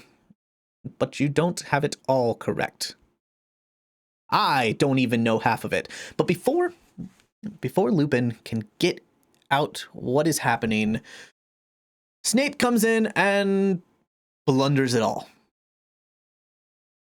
But Harry, realizing that there is a piece of information that is being left out, needs to understand what is going on, because this crazy man out of Azkaban is pointing at Ron's rat and saying, that is the person who betrayed your family. I am innocent. Lupin is now saying, yeah, that's the true story. And then Snape's going, I hate everybody here. Come on, let's get out of here. I'm going to expel the three of you. You two are going to get kissed by Dementors, and I am going to be a hero. When all three of the trio stun Snape and go, you need to tell me what we are missing in this story before we do anything. And Lupin turns and says, it's a long story. Let's get started.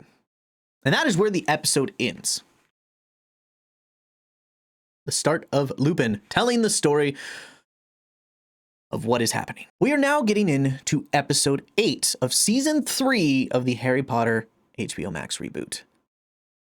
If you're still watching this, I appreciate you. Make sure to like and subscribe and leave a comment on what things I left out, whatever. Just if you've gotten this far, you're getting to the end. So I appreciate you. Let's get more into episode 8. Episode 8 is all a flashback. It's not even going to have Harry, Ron, and Hermione in this episode. It is going to start with a boy who looks like Harry. We're going to start from the back. We're going to see a scene that we will see later from a different point of view, but this is from James's point of view right now. And it's him first meeting Sirius Black. And we don't realize it at first. We just are following the back of the head that looks like Harry. It could be played by the actor who plays Harry, and we just change the eye color. I'm okay with that. If James is just played by the actor who plays Harry, I think it'll work. But this scene is going to also be remade in the later seasons, but this is from James's point of view. This is when he first meets Sirius on the train, and they hit it off immediately. We have a little bit of that scene with Snape in there, where it's like, I think if I was put into Slytherin, I would leave. Then he finds out that Sirius's family was in Slytherin. He goes, and here I thought you were a good one. And he goes, I don't want to be in Slytherin. So then we get the sorting ceremony, them becoming Gryffindor, and then meeting Peter Pettigrew and Remus Lupin. Them figuring out that Lupin is a werewolf. Them turning into Animagus. Then we get a flash forward to the scene that we've already seen, but from a different perspective. This is Dumbledore looking at James going, I can be your secret keeper. And James going, no, Sirius will be my secret keeper. Then we see more of that scene. Dumbledore leaves going, all right, by all means, let him be your secret keeper. Then Sirius looking at James after Dumbledore has left going, I'm going to be expected to be the secret keeper. Make Peter the secret keeper. Nobody will expect him. Nobody will go after him. You will be safe. That's the key detail. Then we cut to after the Potter's death, when Sirius confronts Peter Pettigrew. And then we see that from Peter's point of view. Him turning into a rat and escaping. And blowing up the street in the process. So, the end of the episode is going to be that scene. Just the whole episode is this flashback of the Marauders. We get to see the Marauders, a whole episode of it. Which could just turn into a spinoff of a TV show. But, you know, that is a whole nother discussion. This video is already getting too long. So, like I said at the beginning, if you like it, make sure to subscribe, turn on the bell so you will be notified when I talk about like what spin-off shows we can do.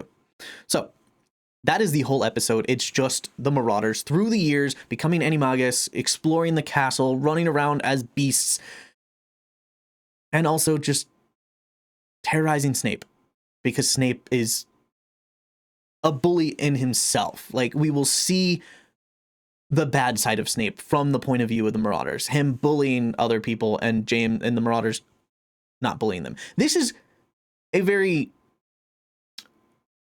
paramount scene for the series, especially with the casting of Snape that they have done, because I know a lot of people are like, well, this is going to look bad that James is bullying the black kid. We need to make Snape look like a bully who is mean and ruthless, to give a reason for James to unabashedly attack Severus. Because yes, I do understand. If James is attacking Severus Snape just because we see that one scene where James attacks Snape and basically is because he exists. Yeah, that looks really bad. I get it. But I assume the directors and producers on this show will understand the fine line that they have to walk. We need to make Snape look like a bad guy. So when the twist comes where he kills Dumbledore, spoilers, if you're watching this, you already know, but when Snape kills Dumbledore, we need to be like, well, duh, we've known that the entire time. So then at the end of the series, when we see his memories, which will probably be its own episode as well, and we realize all the things that he did were a complex game of chess where he was actually a good guy, it will pay off better.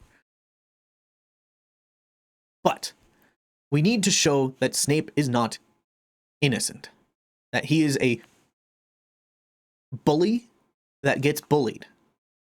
And he's not a bully because he gets bullied. He is a bully because that's just the crowd of people he hangs out with. He hangs out with the Death Eaters, so he himself is basically a Death Eater.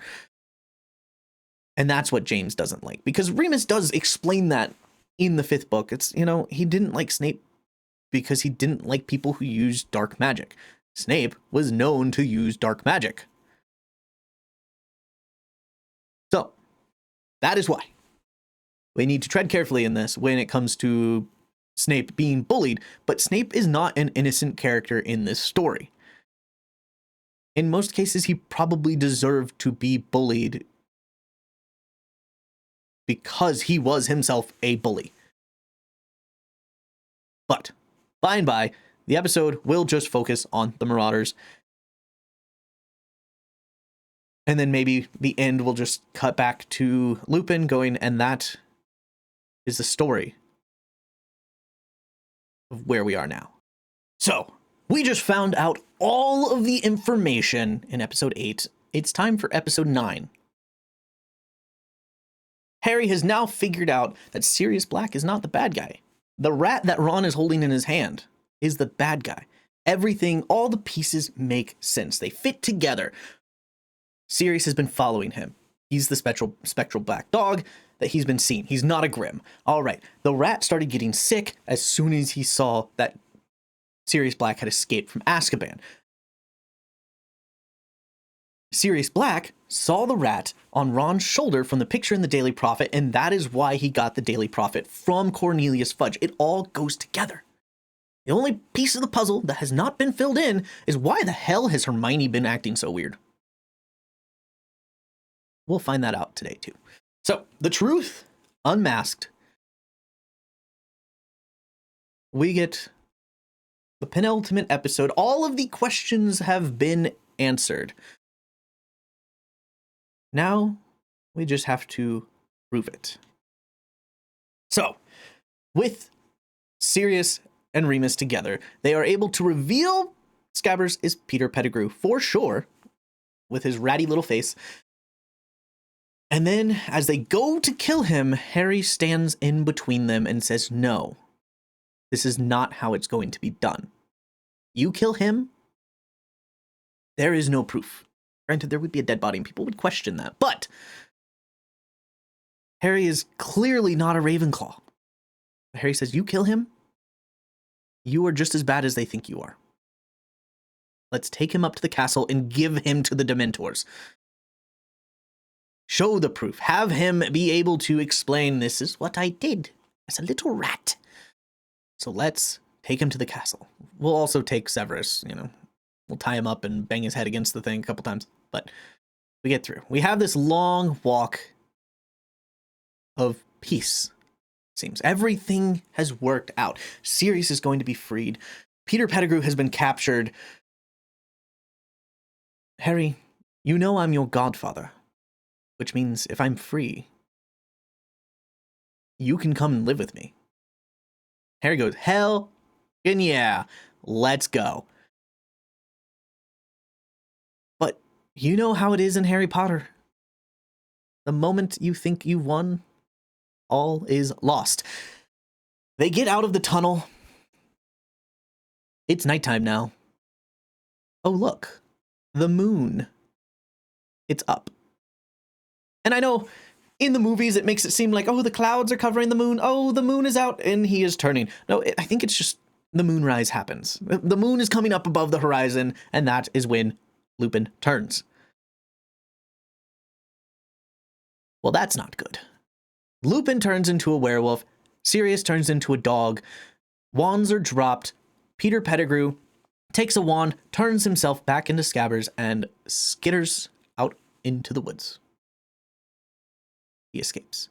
The one proof that you needed to prove that Sirius was innocent is now gone. What are we to do? Well, Lupin is distracted, runs off into the woods with Sirius Black, and then all of a sudden, Sirius turns back into Sirius Black and starts screaming. Harry goes after him. The Dementors have found him. He's there. The Dementors are there. They are surrounding him. Harry goes, "Expecto Patronum! I'm going to live with my godfather. Expecto Patronum." His feeble attempts are able to save Sirius for the moment. But the swarm of Dementors is too much for Harry's feeble Patronus to be able to fend so many off. And eventually he succumbs to their effects. Both of them seem to be fading. The Dementors are lowering their hoods to show their gruesome faces. We heard about this early on when Harry was talking to Lupin about it. Now we get to see it. Then we see a very bright light as a giant silver figure comes galloping over, scares off all of the Dementors, and right before Harry fully passes out, he sees it go back over to a figure that looks like him. But it's not him. He's here. "Dad?" he says as he fades to black. He then wakes up in the hospital wing to yelling about something. He doesn't know what's going on. It's just a muffled... Eventually he realizes it's Cornelius Fudge, the minister. "Ah, Cornelius, you can save him.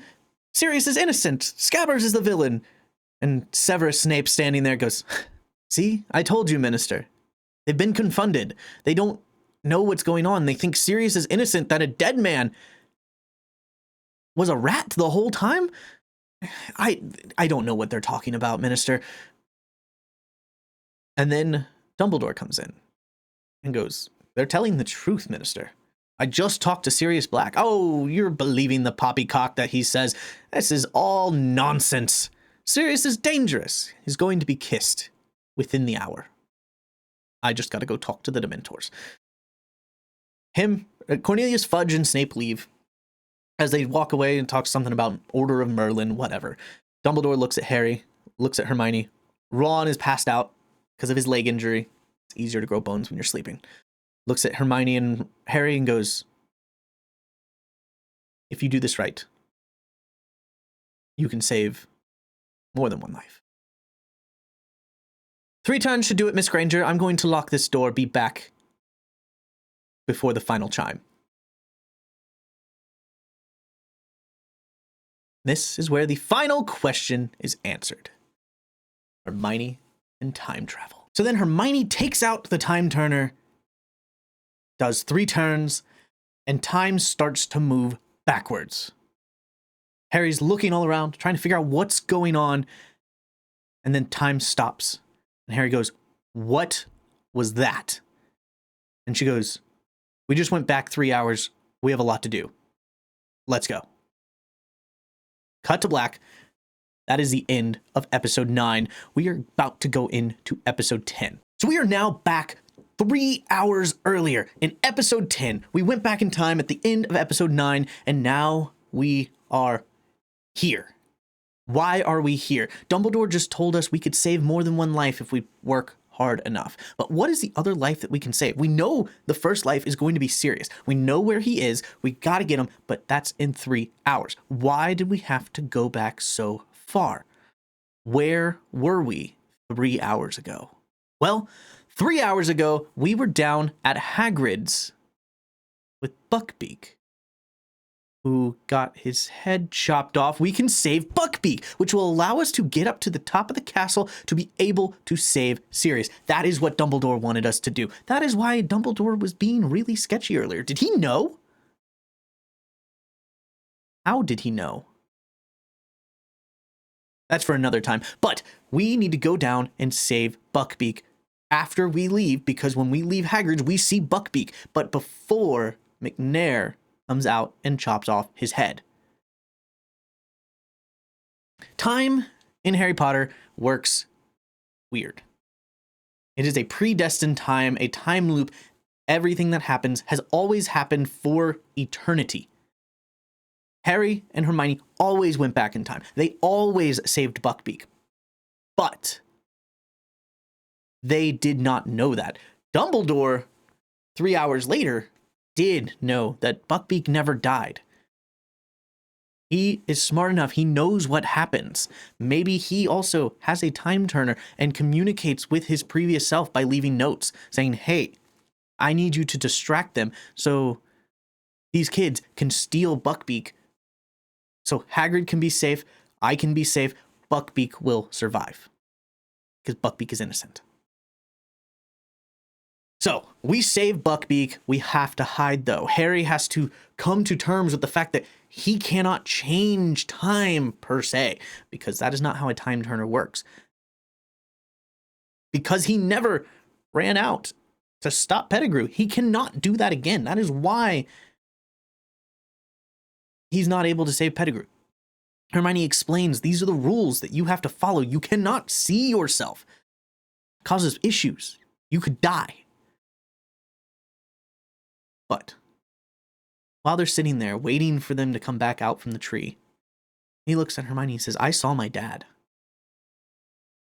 He was the one who saved us from the Dementors. I saw him. I know it was my dad. And she goes, you couldn't. He's dead. That couldn't have been your dad. It could have been someone else. And he goes, no, I know. It looked like my dad.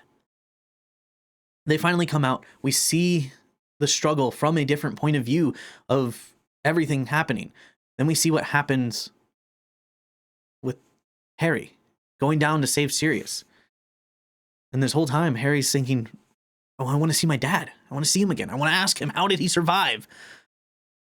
Why hasn't he said anything to me? He's at the perfect angle. He knows his dad's going to come out and stand right in front of where he is. There's any minute. And then he realizes nobody's coming. He has to go and save himself and Sirius. He's the one who cast the Patronus. And because he knows he's the one who cast the Patronus, he knows he can cast the Patronus. And at that point, he cast a perfect corporeal Patronus at the age of 13, things that fully grown adults can't even do. And saves himself and saves Sirius and goes back into hiding to make sure that the rest of the timeline is unbroken. Severus Snape comes out, takes Sirius, takes Harry, and they go up to the castle. Now they just have to wait a little bit for Sirius Black to get up to the Charms Corridor Tower.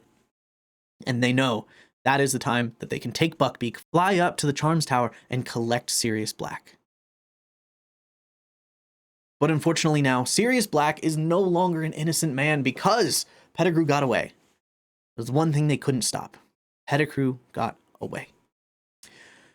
So, Sirius flies off on Buckbeak. Ron and Harry have to get back to the hospital wing before the final clock bell chimes.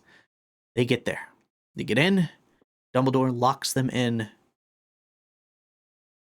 And then immediately has to unlock it and be like, yeah, they've been here the whole time. I just locked this door. Look, Cornelius, Snape. They are not responsible for Sirius Black escaping. And Cornelius is so frustrated at this point because not only did Sirius Black get away, but the Hippogriff flew away as well. He's just 2 losses today. And Snape is also pissed, because he also lost his Order of Merlin that he was promised for catching Sirius, because unfortunately Sirius got away, and it seems to be Snape's fault for some reason. Anyway, we now know that Sirius Black is safe. Buckbeak is safe. Hagrid is overjoyed that Buckbeak didn't die. He doesn't know what happened to Buckbeak, but all he does know is that Lupin did not eat him.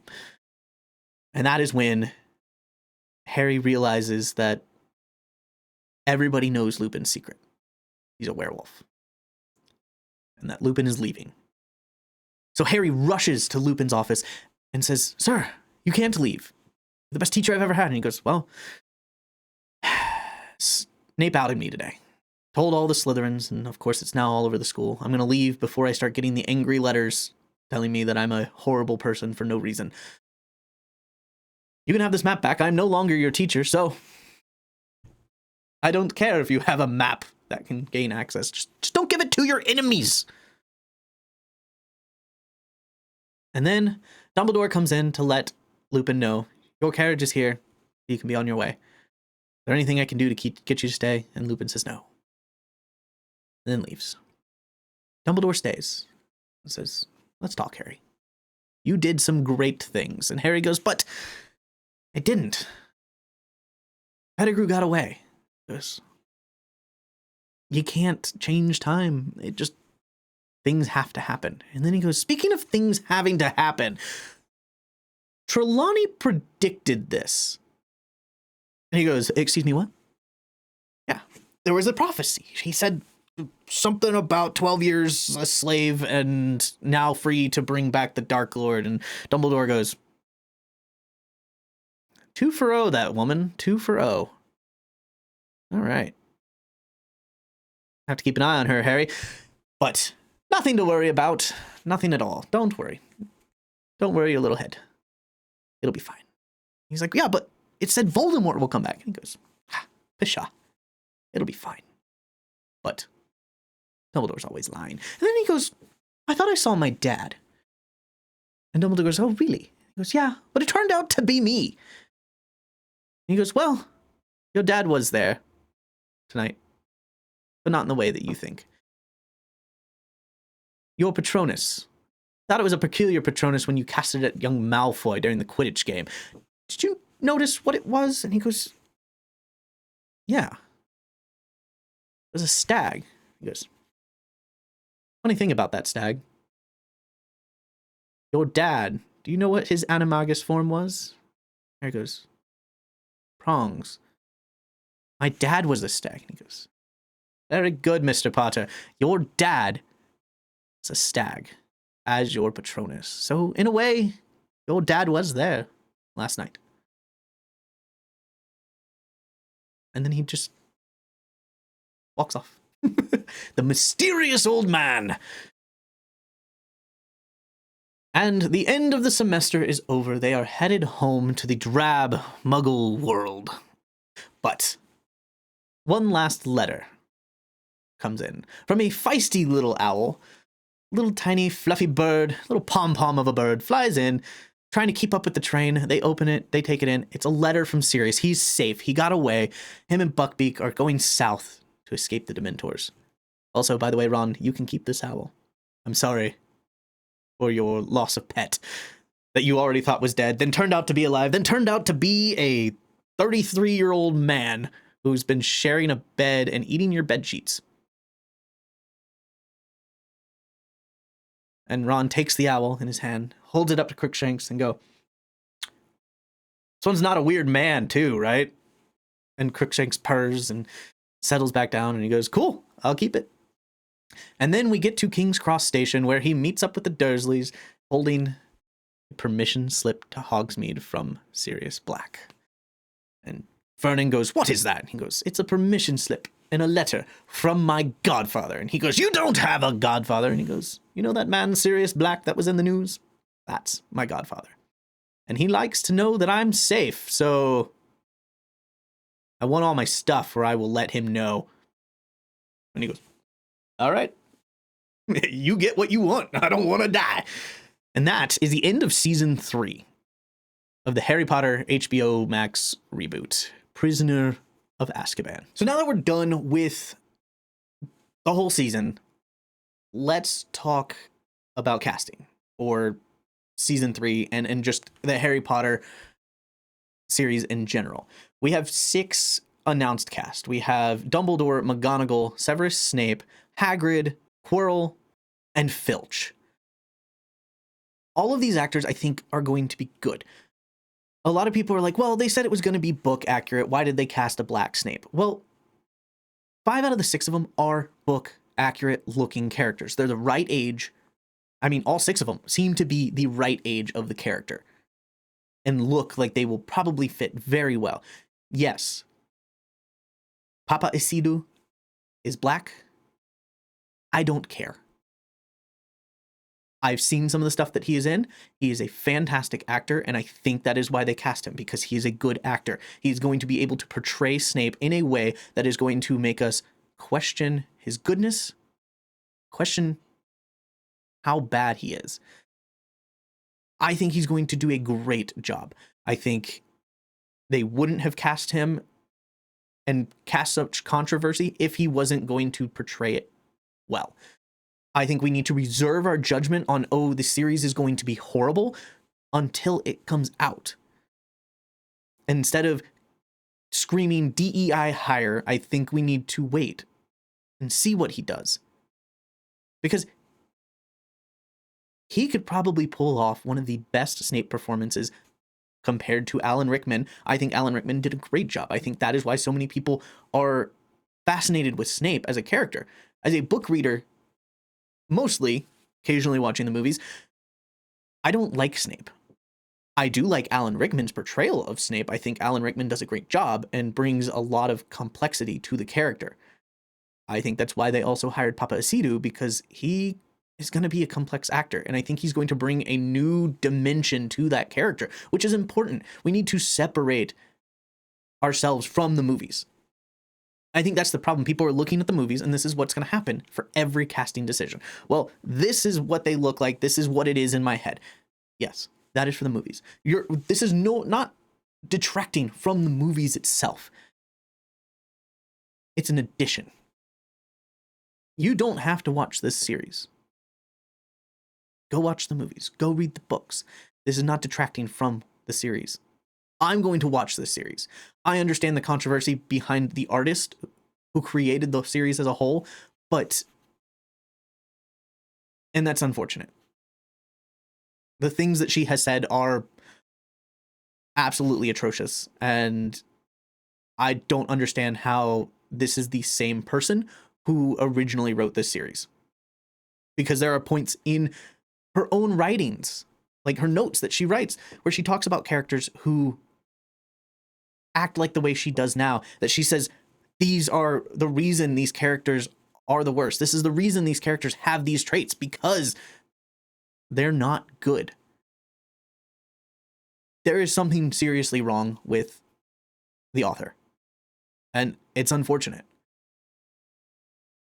But luckily, one thing you can do is support creators who do make content about this universe. Buy used books. Buy the used movies. You don't support the author at that point, but you can support small businesses and creators who, if you like this content, that's the way you do it. I know it's harder to find content like that, but me making Harry Potter content is for me and people who also enjoy Harry Potter content. Warner Brothers and other subsidiaries of Harry Potter are not making any money off of my content. I'm not making any money off of my content yet. So support creators who make the content. Do not chastise them. This is a place of understanding and a very welcoming, safe space. So if you want to leave comments on your opinions, that's fine. Be nice. But I think that's it for the video. If you want to leave your comments on casting, on things that I may have missed, details, there's a lot of details.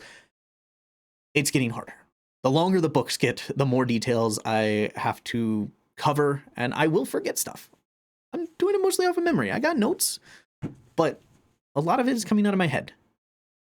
So let me know in the comments anything that you want to see in Season 3, Prisoner of Azkaban HBO series. And remember, be nice, stay marvelous, Knox. Harry Potter and the Goblet of Fire is by far the worst adaptation from book to movie in the entire Harry Potter series. And you're probably saying, no, I loved Goblet of Fire. You probably only watched the movies. If you read the books and then watched the movies, you probably understood everything that went on in the movies. People who've only seen the movies, I don't understand how you got through that movie without being really confused on what was going on the entire time. And if you watched the movies and were extremely confused on what was going on the entire time, then It was explained in the books, and that's why you were confused. So today we are going to break down Harry Potter and the Goblet of Fire into 8 episodes for the HBO series to be able to cover all of the details. So then, unlike the Harry Potter and Goblet of Fire movie, we can fix those issues that were left out in the movie. And if you've been watching this series, you're probably thinking 8 episodes, you've been doing 10. Well, recently it's been announced that it's going to be 8 one-hour episodes, or about an average of 8 one-hour episodes. Could be 6, depending on the series, but in total, each season has been promised to be 8 hours long. So I had to figure out how to make it 8 episodes. Originally, when I wrote all this up, when it was first announced, I was going to make this 2 seasons because I think Goblet of Fire has so much information. Making multiple seasons for it would do it justice because it is one of the longest books. Yes, Order of the Phoenix is the longest book, but most of that takes place in Harry's head, where Goblet of Fire is just a very dense, fast-paced book of events. And remember, if you like this kind of content where we talk about just theoretical breakdown of a TV series and eventual breakdown of each episode in the TV series, make sure to like and subscribe so you can get more content like this. All right, so let's start with episode 1. So one of the problems that I was trying to find is I wanted each episode to have a standalone story so that when you watch it, you can just watch that episode and get a story in itself, rather than, oh, hey, we're going to do like 3/4 of a story. It's going to wrap up in the next episode, and that's just how the season's going to be until the end. And then it'll kind of wrap up, but we're also going to set up for the next season. So I wanted each episode to have its own little story arc. So it's going to be Chapter 1, The Riddle House. Chapter 2, The Scar. Chapter 3, The Invitation. Chapter 4, Back to the Burrow. And Chapter 5, Weasley's Wizard Wheezes. So this whole story is just Harry re-entering the magical world, which I don't think anybody's going to complain that is one of the best parts of the series, is just being able to breathe in the magical world. This is just a small setup. Go from normal, recap the previous season and the previous story, just kind of give you a base idea, because he has this dream of the Riddle House, not realizing that it's Voldemort's dad's house until maybe he says, yes, the house of my father. Hate this place, muggles, or something like that. But also just having, from the caretaker's point of view. This is one of the few times in the series that we get the story not from Harry's head. So build that up and have it be ethereal. I don't know. I'm not the director/editor. I'm just trying to figure out how to make the story work. So you have that whole event where you have Frank finding Voldemort and Peter Pettigrew in the house and then eventually dying. But you hear the plan of, they're going to try to kill Harry Potter, my obedient servant within Hogwarts. My plan has to work this way. Yes, I could use someone else, but I would prefer to use the boy. All that fun stuff. Then, of course, you have him waking up. This little section is going to be small. It's probably going to be him writing a letter without a header and just trying to figure out, he has a little vision where he writes to Hermione. And then you have like a voice in his head talking about how Hermione would react. And then he no, to Ron, and you have Ron's reaction, and then he goes to write Albus Dumbledore, and he can say out loud, I don't even know where Albus Dumbledore would be, and then he thinks, oh, I know, and writes Sirius Black. So then you're like, oh yeah, Sirius Black, duh. Then of course, go downstairs, you get the letter from the Weasleys to the Dursleys with all the stamps, little bit of fun, like, and then you have the, can I go to this Quidditch World Cup? And Vernon going, no, you cannot go.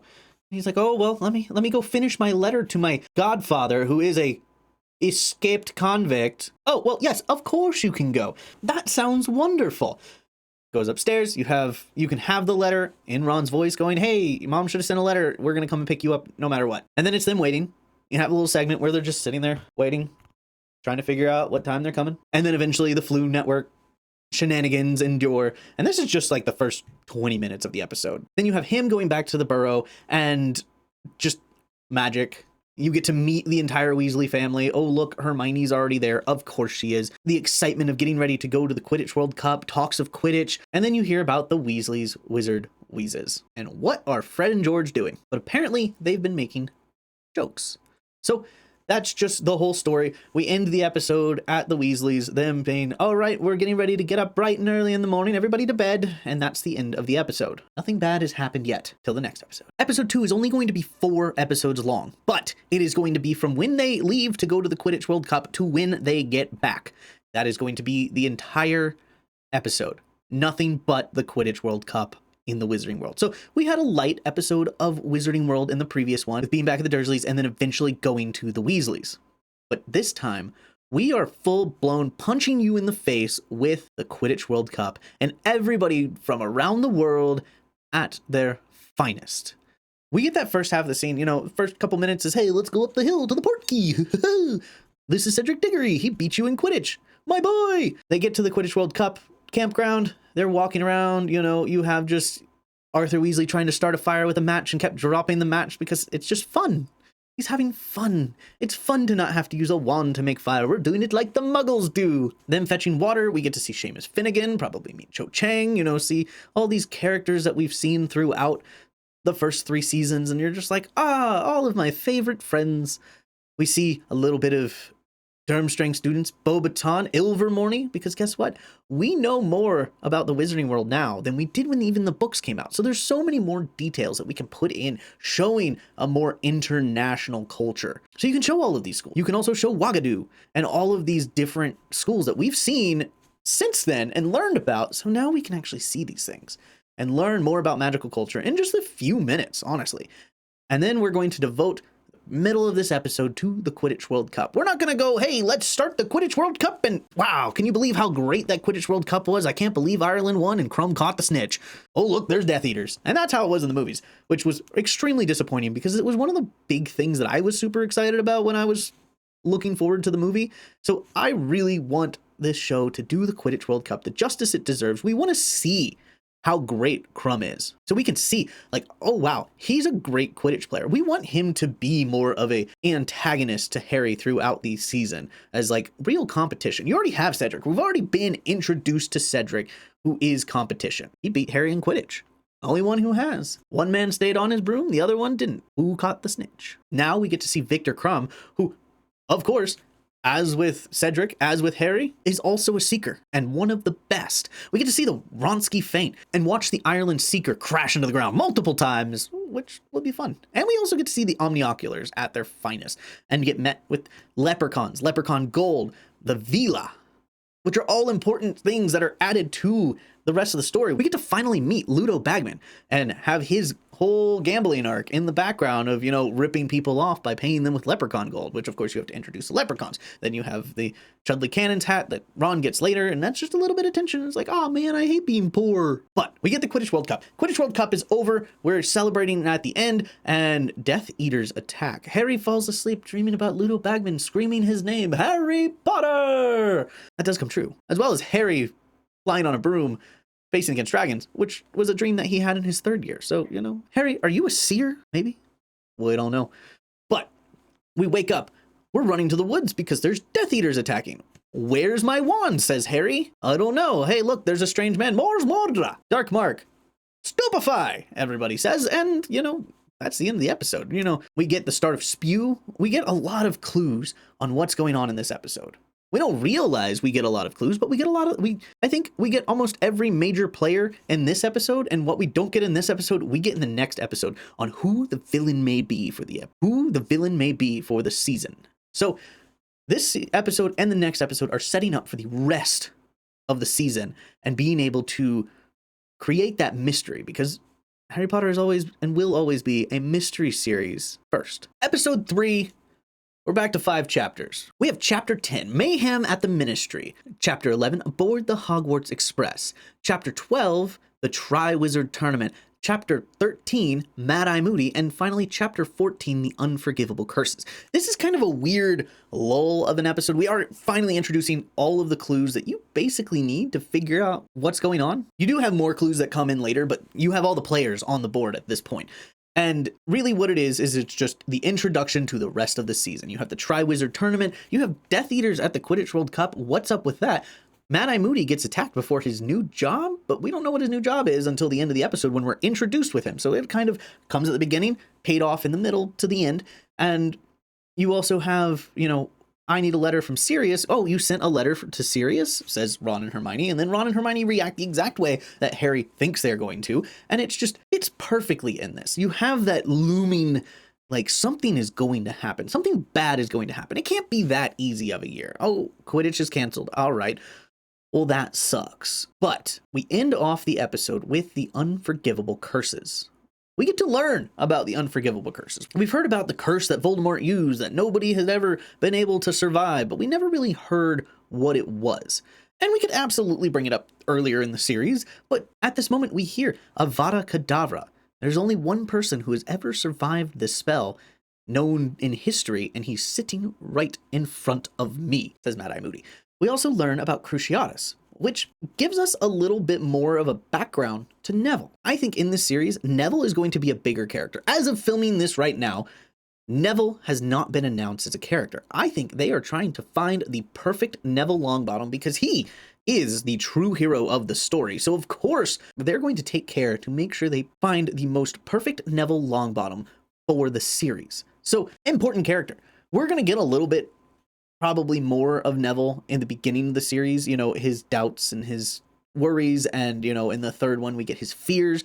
And this one, we get his background. It starts with his visceral reaction to the Cruciatus Curse.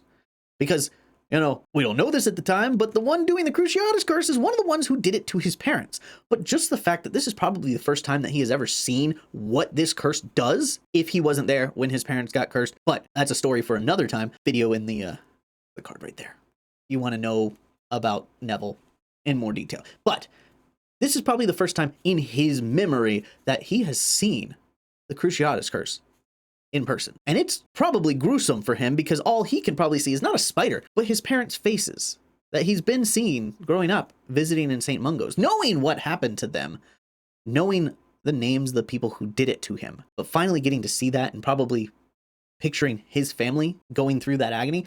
Of course he's going to have a reaction to that. And it's going to be a bigger deal in this season than it was in the movies or even the books, because at this point we know Neville Longbottom is the hero of the story. But anyway, so we have two orphaned boys, the boy who lived and the boy who was left behind, who learn what happened to their parents and see it in front of their eyes.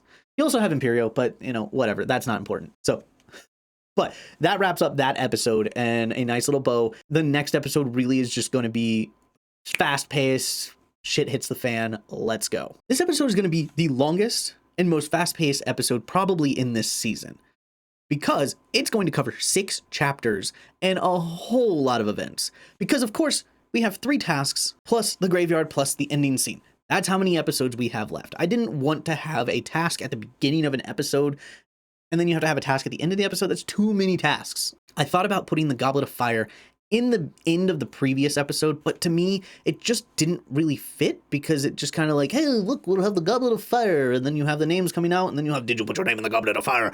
And then it's just kind of not much going on for the first task because all that has to go together. You can't really have, oh, this is the Goblet of Fire, this is Durmstrang and Bobaton, and next episode. And then you have the names coming out. So I wanted all that to be together. So this is a very fast-paced, probably the longest episode in the season. The first couple episodes probably going to be a little bit shorter. Maybe not Quidditch World Cup, but you already know my feelings on that.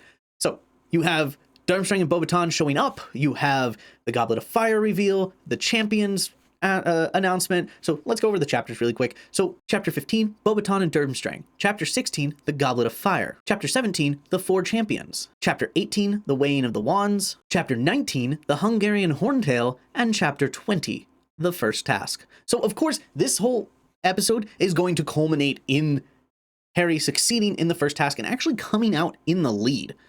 Good for you, Harry. Good for you. So it builds up with the, this is going to be nice. I get to sit back and not have to worry about anything this year. I get to enjoy this cool competition. What do you mean I'm a part of this competition? What do you mean it's against a dragon? What do you mean I could die? It's also the episode where Harry is the outcast, because from the point of the Triwizard Tournament Goblet of Fire announcement to the end of the first task, everybody's like, oh, there goes Mr. Potter again. He's got to be the center of attention. Oh, I'm the boy who lives. And nobody freaking cares. I hope he dies by being eaten by a dragon. That would be cool. But of course, by the end of it, they're like, huh, I don't think he really wanted to do this. I think he was telling the truth. Someone's trying to kill him. Thought he was being over dramatic, but I don't know. Looks like he might be telling the truth. Because every year, Harry has a moment where he is an outcast. In the first year, it's, you know, when he loses all the points for Gryffindor. They're like, oh, look at that Potter kid causing trouble. In the second year, it's when everybody thought he was the heir of Slytherin. And in the third year, it was kind of on him why he felt like the outcast, but it was because he wasn't allowed to go to Hogsmeade because it was for his safety to not get murdered, or at least for people who thought he was going to get murdered. So, you know, of course, every year he's got to be an outcast for at least a couple chapters, and this is the episode where he's going to be the outcast. And then the episode ultimately ends with the first task, him doing well, and that's just about it. Like, it's a fast-paced episode. By the time you sit down, it'll be over, and you're like, whoa, that was intense. And hopefully, you know, if we're gonna make it a very long thing, we'll get to see bits and pieces of what the other champions did for their challenge. Because I hated that we didn't find out until the end. Oh yeah, no, Fleur did this, Crumb did that. I didn't even think of flying. And Cedric turned a rock into a dog and then got burned. But yours was cool. And let's not have the Hungarian Horntail escape and chase him through Hogwarts. Like, the challenge itself is exciting enough. We don't need a whole 15-minute sequence of Harry running around the outside of a tower, destroying, I think it's the headmaster's tower or the Gryffindor tower, but one of those is being destroyed, and, you know, then Harry flies back. So there's a dragon somewhere loose. That's the first task. We end with Harry getting the clue, probably opening it up and going, "Rah!" So that's it. That's how the episode ends. Congrats, we're halfway through. So I will remind you now that we're halfway through, if you are enjoying this and want to see more, make sure to like and subscribe. I have to throw it out there real quick, but let's keep going. If you thought the last episode was packed full of events that happened in the book, guess what? We have another 6-chapter episode. Let's go over those chapters really quick. So you have chapter 21, the House Elf Liberation Front. Chapter 22, the Unexpected Task. Chapter 23, the Yule Ball. Chapter 24, Rita Skeeter's Scoop. Chapter 25, the Egg in the Eye. And chapter 26, the Second Task. So these 6 chapters really go together because it's just the time between the first task and the second task. And of course, the Yule Ball, that's fun. That'll be the first half of the episode. Cool. You know, Harry, Ron trying to find girls. They're back together. They're best friends again. Hermione has a secret. What is her secret? Who is she going to the Yule Ball with? Because Hermione confronts Ron and says, you don't want to go with a total troll. No, well, I don't want to go with Eloise Midgen. What about you, Hermione? You're a girl. How about you and I go together? I can't go with you. I'm going with someone else, and I'm not going to tell you. Also, one of the big storylines within this episode is going to be the reintroduction of Dobby, because of course at the beginning of the episode you need to be introduced to Dobby, so by the end of the episode for the second task, he is able to give out Gillyweed. Not Neville Longbottom, Dobby. Dobby is a very important character for the whole series, even as annoying as I thought he was when I read the books. But very important character, needs to be introduced at the beginning of the episode to help fix the situation at the end of the episode. We also have the whole Winky storyline throughout, but that's part of the clues on what's going on, but also Sparks, Spew, and the creation of the House Elf Liberation Front. So then we get the Yule Ball, then we get Ron and Hermione having their fight, you know, every season. Harry still hasn't figured out this challenge, though. You have the whole half-giant storyline that comes out, like, oh, Hagrid's a half-giant. Let's go see and make sure he's doing well. And then you get the second task, because of course you have to build up, oh, Hermione is going with Crumb. Why? Because he likes her. He has liked her because she's the only one not going after him. So it makes sense. Harry having to be the hero and being like, I gotta save everybody. Oh, you got my best friend. Oh, you got my crush. All right, well, I guess I'll save my best friend and the hot girl's sister. Cool. And that's the end of the second task. Moral fiber. Yep, that's Harry. Full of moral fiber. But there's a lot that goes on in this episode, and that's how it's going to be laid out. It'll be quick.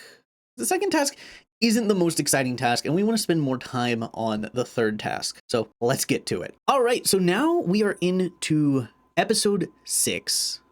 After this, we only have 2 episodes left, and you're probably thinking, what do we have left? Because this episode is going to end with the final task. The final episode is going to be 5 chapters. It's going to be Chapter 27, Padfoot Returns, Chapter 28, The Madness of Barty Crouch, Chapter 29, The Dream, Chapter 30, The Pensive, and finally, Chapter 31, The Third Task. So this episode is going to be the culmination of all the information. At this point, by the end of the episode, if you have not figured out who the bad guy is, it's too late. It's already happened. We get all of the clues in this episode. We get Barty Crouch Sr. showing up and saying that he's done something bad. Voldemort is coming back. You get Harry's dream about Voldemort getting a letter saying that the job has been done. The loose end has been taken care of. The person at Hogwarts is succeeding at his job at getting rid of loose ends, like Barty Crouch Sr. Then you get the Pensive. So you get to see more information. Number 1,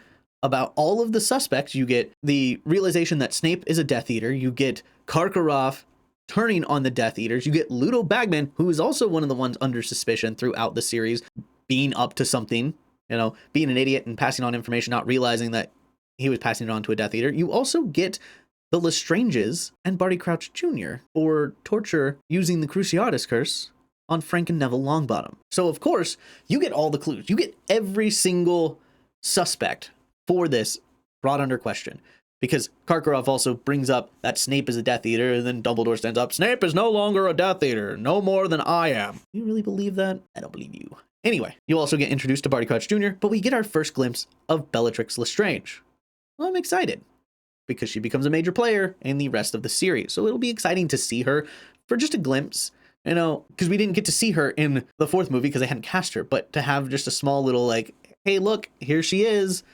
Here's that one character that you're gonna love to hate. So you get all that. And then we get into the maze. And this is the best part. This is one of those things that was destroyed in the movies and was just, hey, look, here's a hedge maze. And Crumb's gone kooky.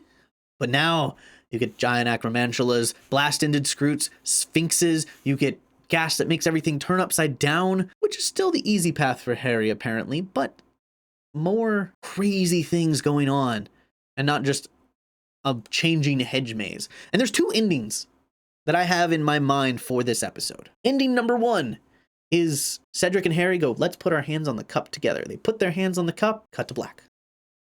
Or they put their hands on the cup, they're teleported to a graveyard, and they go, where are we? And before they can even utter another word, you hear, kill the spare. Avada Kedavra! And Cedric drops dead, cut to black.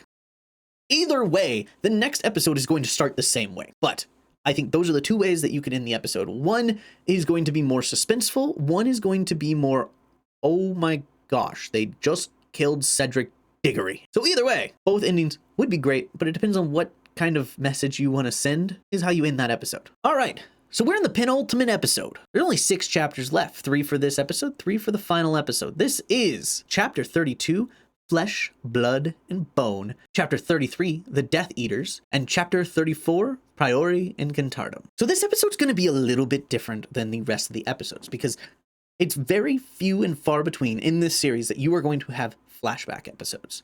Because, of course, we get the flashback episode in Season 2 with the diary flashback, but that's not really a flashback per se. The first true flashback that we'll probably have will be in the 3rd season, Moody and Sirius explaining the whole story.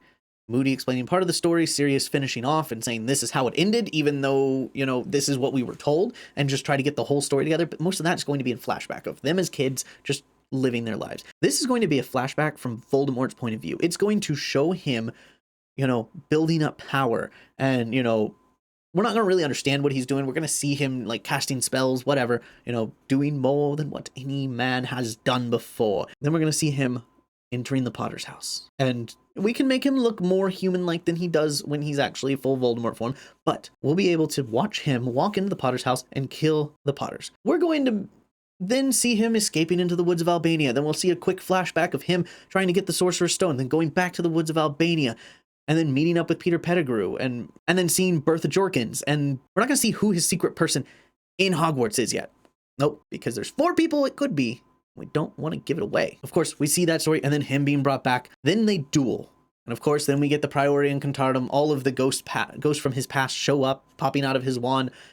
And then his father comes out. He gets to see his mother and father for the first time in all of their full glory. He gets to see them in the Mirror of Erised, but he finally gets to interact with them. And of course, it's in the worst way possible because it's a life or death situation. And they say, listen, we are going to stop him. You get out of here. And Cedric goes, take my body back. I want to give it to my dad. Cool. So Harry then breaks the connection. The spirits stop Voldemort for a second to allow Harry to split second to run off. Accio Portkey, get out of here. And the episode ends right there. Also, the way the episode begins, I talked about it in the last video. The episode is going to begin the same way. They're going to show up in the graveyard and be like, where are we? Kill the spare! Avada Kedavra! That's how it's going to be. Whether they show that in the previous episode or not, it's going to be in the next episode, and this current episode. Now, this episode, though, is going to end, fade to black, he apparates away. You're like, oh, crap. Voldemort's back, and Harry got away by the skin of his teeth. And now we get the final episode of this season. 3 more chapters to cover. Chapter 35, Veritaserum, Chapter 36, The Parting of the Ways, and Chapter 37, The Beginning. So this episode is going to be a very somber episode. This is the Empire Strikes Back. We lost. Voldemort has returned. We need to get our crap together to be able to stop him. Oh, shucks.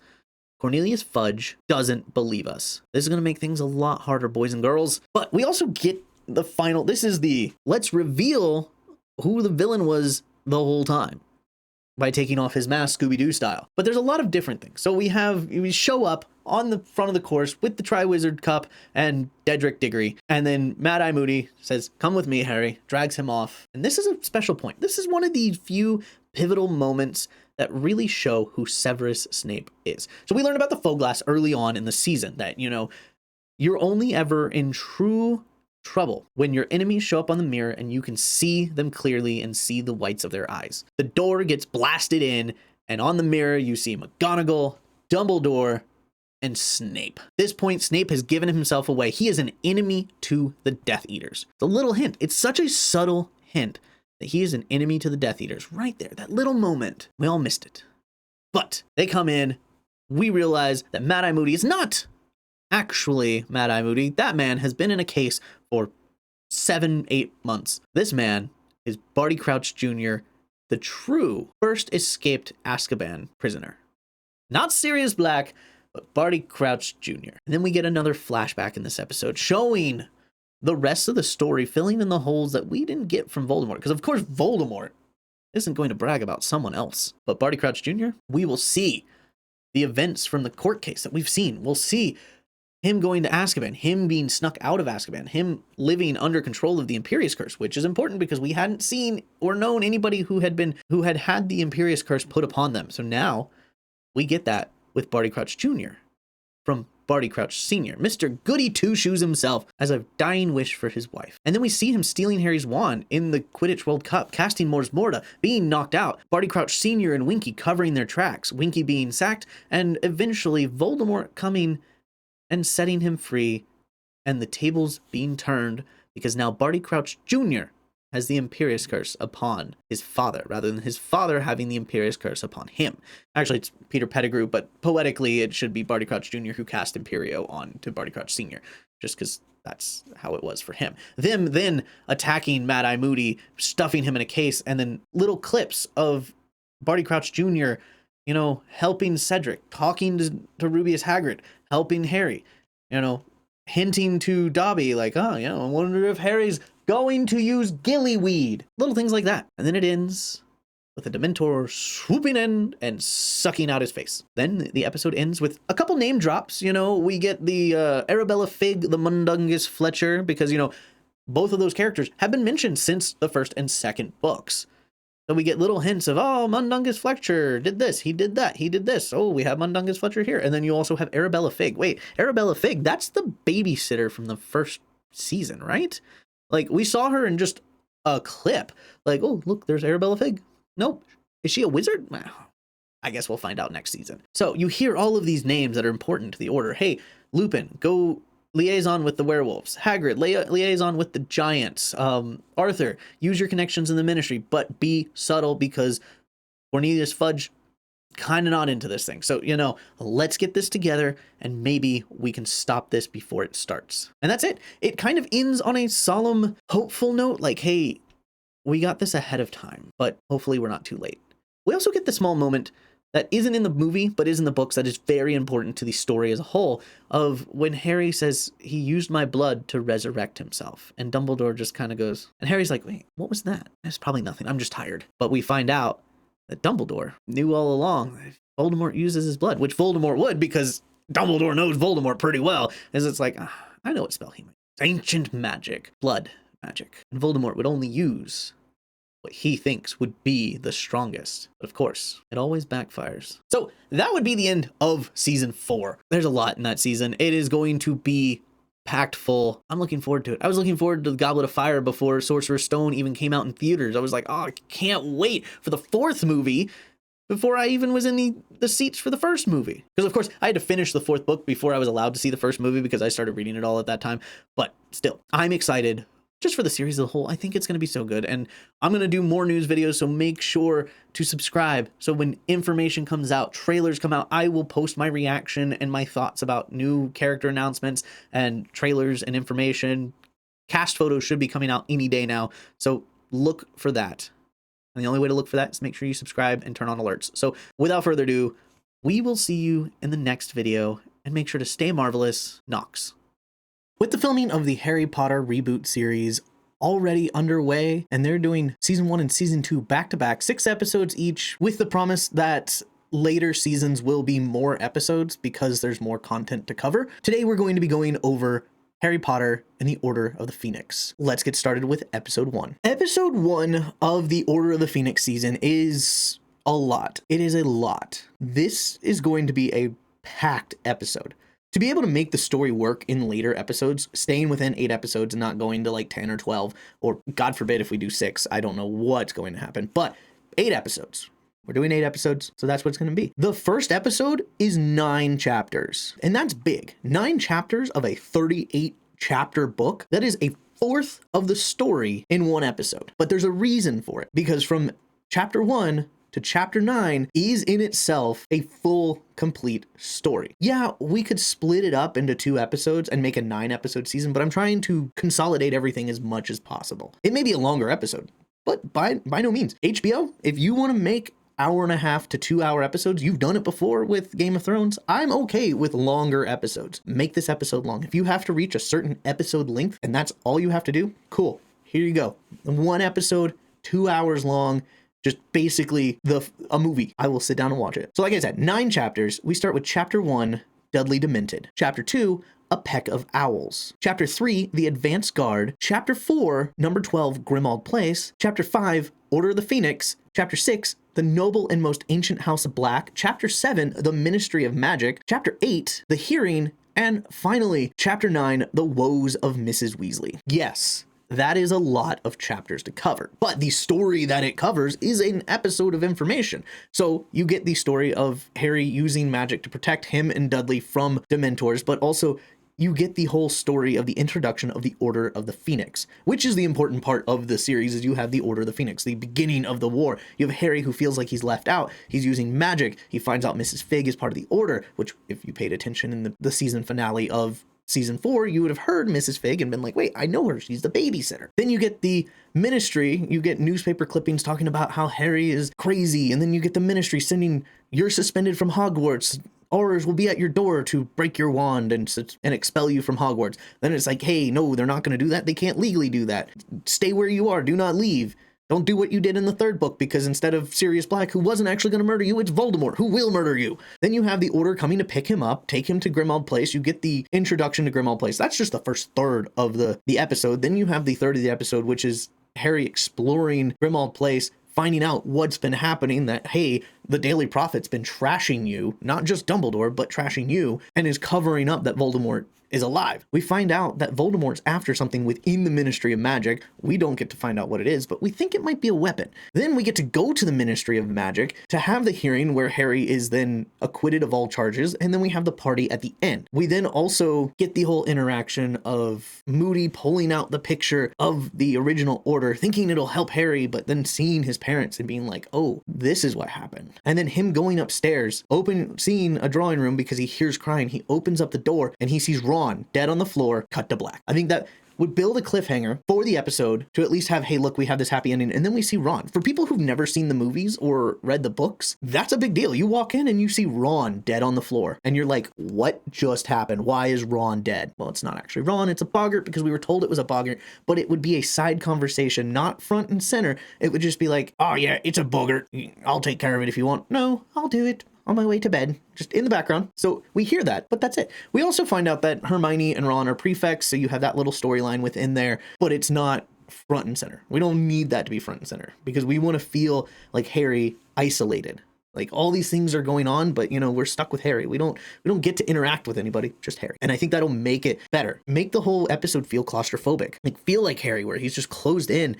and feels small and just unappreciated, unnoticed, and just that, he's going through trauma. He still feels like there's nothing that he can do. He wants to do something, but what can he do? And that's episode 1. I think that is episode 1. Yeah, it's 9 chapters long, but what are you going to do? That's the whole story. You get Harry expelled from Hogwarts, not expelled from Hogwarts, picked up by the Order, because the Order storyline is within the middle of Harry using magic outside of school, being expelled, and then the hearing and being acquitted of all charges. So you have that at the beginning and the end. If you wanted to split it in 2 parts, you could, but that adds an extra episode. So 1 episode, 9 chapters, hour and a half to 2 hours long, half an hour for each part of it, whatever, but it works. Especially as a season opening after the previous season where it's like, oh crap, Voldemort's return, the war has begun again. It was darn near impossible to break this down into 8 episodes. I did. I got it, but it's hard, especially now that they've announced that their first 2 seasons will be 6 episodes each. The thought of trying to cut this down to 6 episodes would really just make it just back to the idea of the movies. Like, hey, let's make this movie. Granted, I have always said that the 5th book is only as long as it is because so much of it happens within Harry's mind.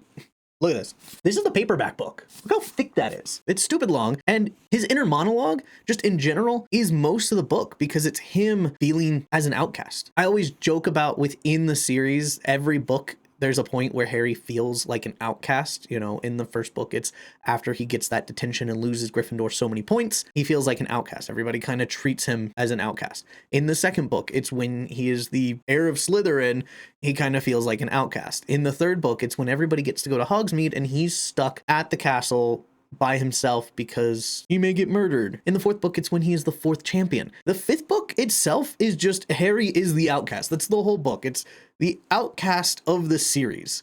Harry is the hero of the entire series, except for the 5th book where he is an outcast the entire book, which fits the pattern of the series. The series as a whole is just an extended version of the pieces of the book. But breaking this up into 8 episodes was difficult to say the least. And the first part of the book is really the hardest part. You would think the end of the book would be really hard, but it was easy. I try to break every episode up to where it has a standalone story so that if you were to just watch it, whatever questions were brought up at the beginning of the episode would be answered at the end. There would be other questions that would get brought up as the story as a whole, but the episode would be a whole plot of the storyline with a resolution at the end, so you feel satisfied at the end, but still ready to see the next episode next week. If you like these theoretical breakdowns of the Harry Potter series, make sure to like and subscribe. And if you're looking forward to more Harry Potter news with the HBO series, because I will be putting out more videos as information comes out, I'll put out reactions once the episodes finally come out in 2027. I'll be breaking down each episode,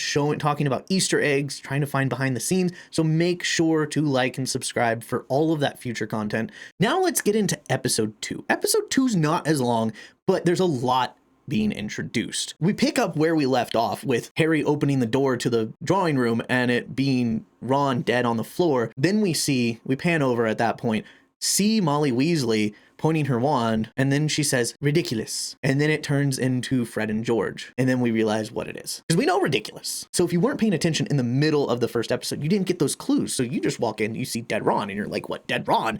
Then you get the final clues that it's a boggart. Molly Weasley's greatest fear is her children dying, because that is her main tentpole.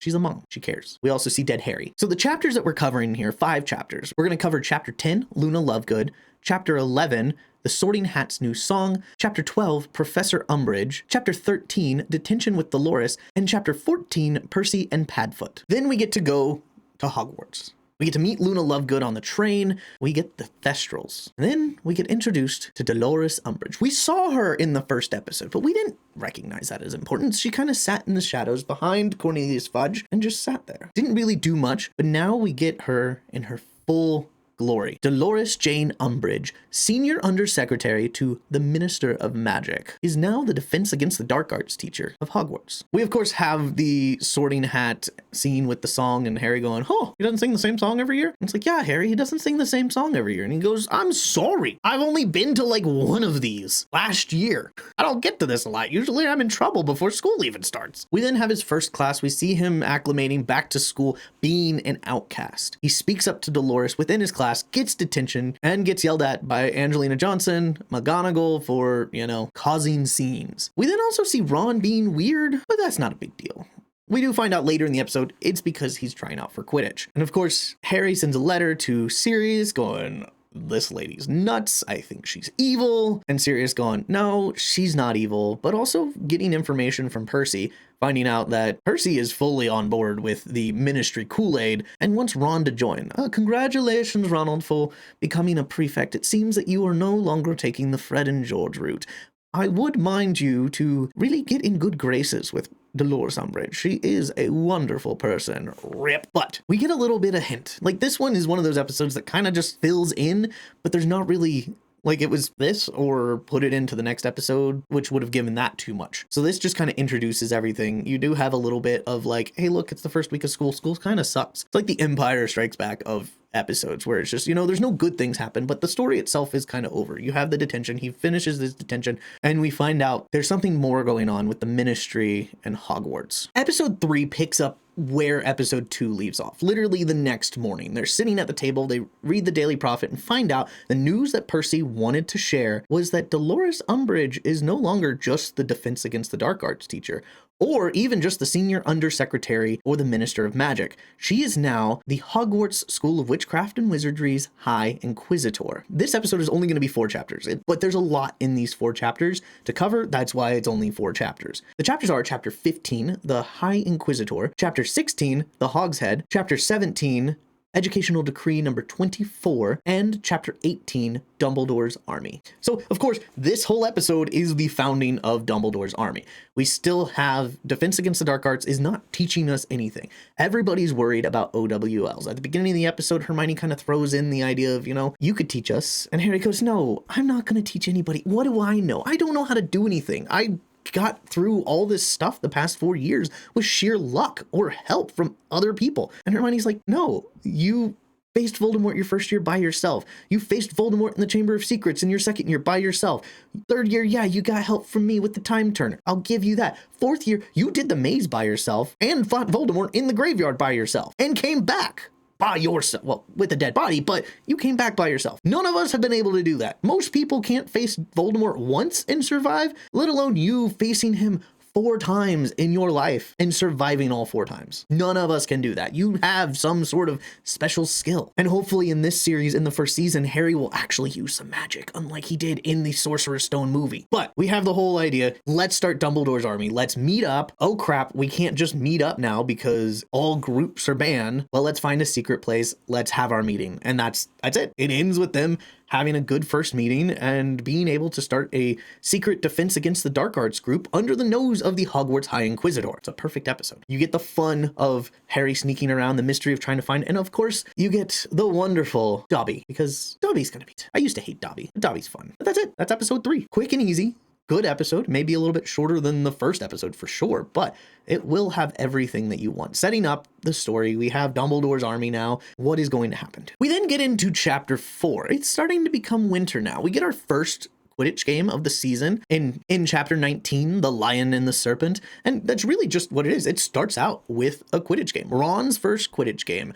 Weasley is our king. We finally get to Weasley is our king. But the Quidditch match may end in victory, but it then soon turns to sorrow, as Harry, Fred, and George are now banned from Quidditch for life by our wonderful High Inquisitor, Dolores Jane Umbridge. But there is a bright side to that day. Hagrid is back, and we get a flashback. We get a whole section of flashback, which is Hagrid going to the Giants. I thought about making this a whole episode because the journey itself would be a lot, but like I said, we need a whole story. So of course, we have to show that the High Inquisitor has more power than we thought she did. She's getting more power every episode, more and more power. First, she was just the shadow behind Fudge. The second episode, she's not just the shadow behind Fudge, she's the hand of Fudge within Hogwarts. The third episode, she's not just the hand, she's the one controlling Hogwarts now as much as she can. Then the next episode, Lion and the Serpent, she now can dish out punishments and bypass the power of other professors. So each episode, she gets more and more strength, and that's what this shows. So we get Chapter 20, Hagrid's Tale, which just is a flashback to what happened to Hagrid. Where has he been the past 4 episodes? Then we get into the big event of the episode. 3 chapters, the whole latter half of the episode, which is Chapter 21, The Eyes of the Snake, Chapter 22, St. Mungo's Hospital for Magical Maladies and Injuries, and Chapter 23, Christmas on the Closed Ward.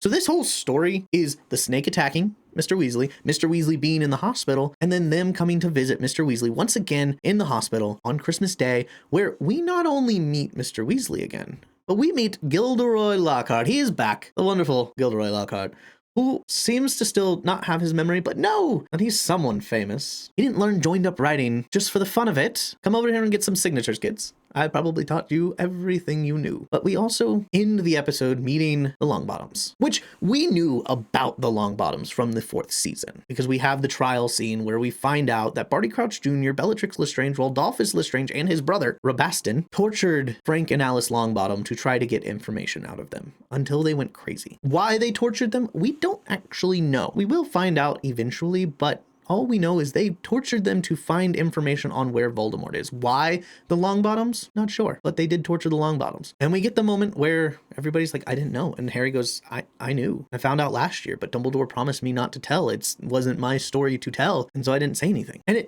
this little scene really sets up for the latter half of the season, because this is episode 4. We are at the end of the first 4 episodes. We are halfway through the year, and the latter half of the year is Neville's growth. The rest of the season isn't about Harry. It is about Harry, but it's also about Neville's growth. I think they are planning on making Neville be a more major character for the payoff at the end of the series. They tried to do it a little bit in the movies, but they were kind of constrained because they didn't know exactly where it was going to end before the books ended. So by the end, yeah, Neville had bigger parts, but I mean, I think in the series, Neville is going to be a bigger main character energy going on. Episode 5 is a very action-packed episode. We get another 5-chapter series with chapter 24, Occlumency, chapter 25, The Beetle at Bay, chapter 26, Seen and Unforeseen, chapter 27, The Centaur and the Sneak, and chapter 28, Snape's Worst Memory. So this, once again, Dolores Umbridge does get more power. She does not get it until the end of the episode, but her power continues to grow. This episode is more focused on Harry and Snape's relationship, as well as Neville growing. So you have the occlumency lessons. You also have within that the story of the Death Eaters escaping Azkaban, which then shows the growth of Neville. So at the beginning of the episode, you have Death Eaters escape, people questioning about what is going on with the Ministry. Because these people were like, Voldemort is not back. But then all of a sudden, Death Eaters are escaping. And of course, the Ministry is blaming it on Sirius Black. But what's weird is when Sirius Black escaped, they had an all hands on deck to try to catch him. But these Death Eaters escape, and the Dementors don't seem to be all around trying to stop them. Weird. But we have occlumency, which Harry is horrible at. We have this continuous dream that we've had throughout the series of the long hallway leading to a door that just doesn't seem to open. But in that, we get to see Rita Skeeter again. And she does an interview with Harry where Harry basically tells Rita, this is what happened. Yeah, it's going to go in the Quibbler, but I think it's going to be big. And Luna goes, yeah, we'll release it as soon as we do. And once it's released, a lot of people start to question more what's going on with the Ministry. And of course, the Quibbler gets banned, but that makes Hermione happy that more information is going to be out. We also get the downfall of Dumbledore's army. Harry's pursuit of Cho Chang throughout this series has culminated in him going on a date that epically flops in the beginning of this episode, and then her best friend decides to release the information, whether willingly or unwillingly, to Dolores Umbridge on Dumbledore's army, which then effectively makes Dumbledore oust himself as, it's not Potter's army, it's Dumbledore's army, Minister. I am the one who put them together to take you down. Would you like me to go quietly? Hey, that's not going to happen. And that's it. Dumbledore escapes. Guess what? Dolores Umbridge is now headmistress of Hogwarts. She gets her final upgrade. She is now fully powerful. She's got her inquisitorial squad running around, causing mayhem. Montague gets stuck in a cabinet, very important cabinet. We've seen it before, but we don't remember where. We then end with Snape's worst memory, another flashback in the episode where we find out that, was James Potter actually a good person, or was he kind of an a-hole? Of course, from Snape's point of view, he was kind of an a-hole. But do we have the full context of that story? I don't know. We may never know, at least for another 2 seasons. But as of right now, James, bit of an a-hole. And Harry kind of second guesses his hero as he's being chased out of Snape's office, and that's where the episode will end. We are almost up the hill to the penultimate episode, but this is episode 6. Episode 6 is basically Hogwarts under Dolores Umbridge, and it's almost like watching that series where it's like, hey, look, things are happy, something bad happens, and then it's the world after the apocalypse. That's what this is. It's basically just Fred and George causing mayhem the entire time. It's only 4 chapters, but it's 4 chapters packed with all sorts of shenanigans. So it's chapter 29, Career Advice, chapter 30, Grop, chapter 31, OWLs, and chapter 32, Out of the Fire. So this whole series is, at the beginning of the episode, Harry finds a way to get into Dolores's office so she can communicate with Sirius. He then talks to Lupin and tries to get some information without telling him what happened, as well as saying, yeah, I'm not doing occlumency anymore. And Lupin goes, what? You need to be doing your occlumency. And Sirius goes, don't make me come back there. And he's like, no, I'll talk to him. Then we have another moment of McGonagall standing up for Harry. One of the few times that she does in the series. In this season, she'll stand up for him multiple times and understandably support him, but not in the way that Harry needs. We then get to see the OWLs. We saw it in a brief flashback in the previous episode, but now we get to see it for Harry. We get to see him smugly make a Patronus right in front of Dolores Umbridge. But then during his history of magic exam, he falls asleep, has a dream of Sirius being tortured. So of course, then he concocts a plan to find out if Sirius is safe, meeting up with Creature and Creature telling him he's gone. He's gone forever. I can finally be with Mistress Black. Then he gets pulled out of the fire by Dolores Umbridge, and that's the end of the episode. We end with him being caught by Dolores Umbridge and the Inquisitorius squad. All things are lost. What are we going to do? Sirius is in trouble.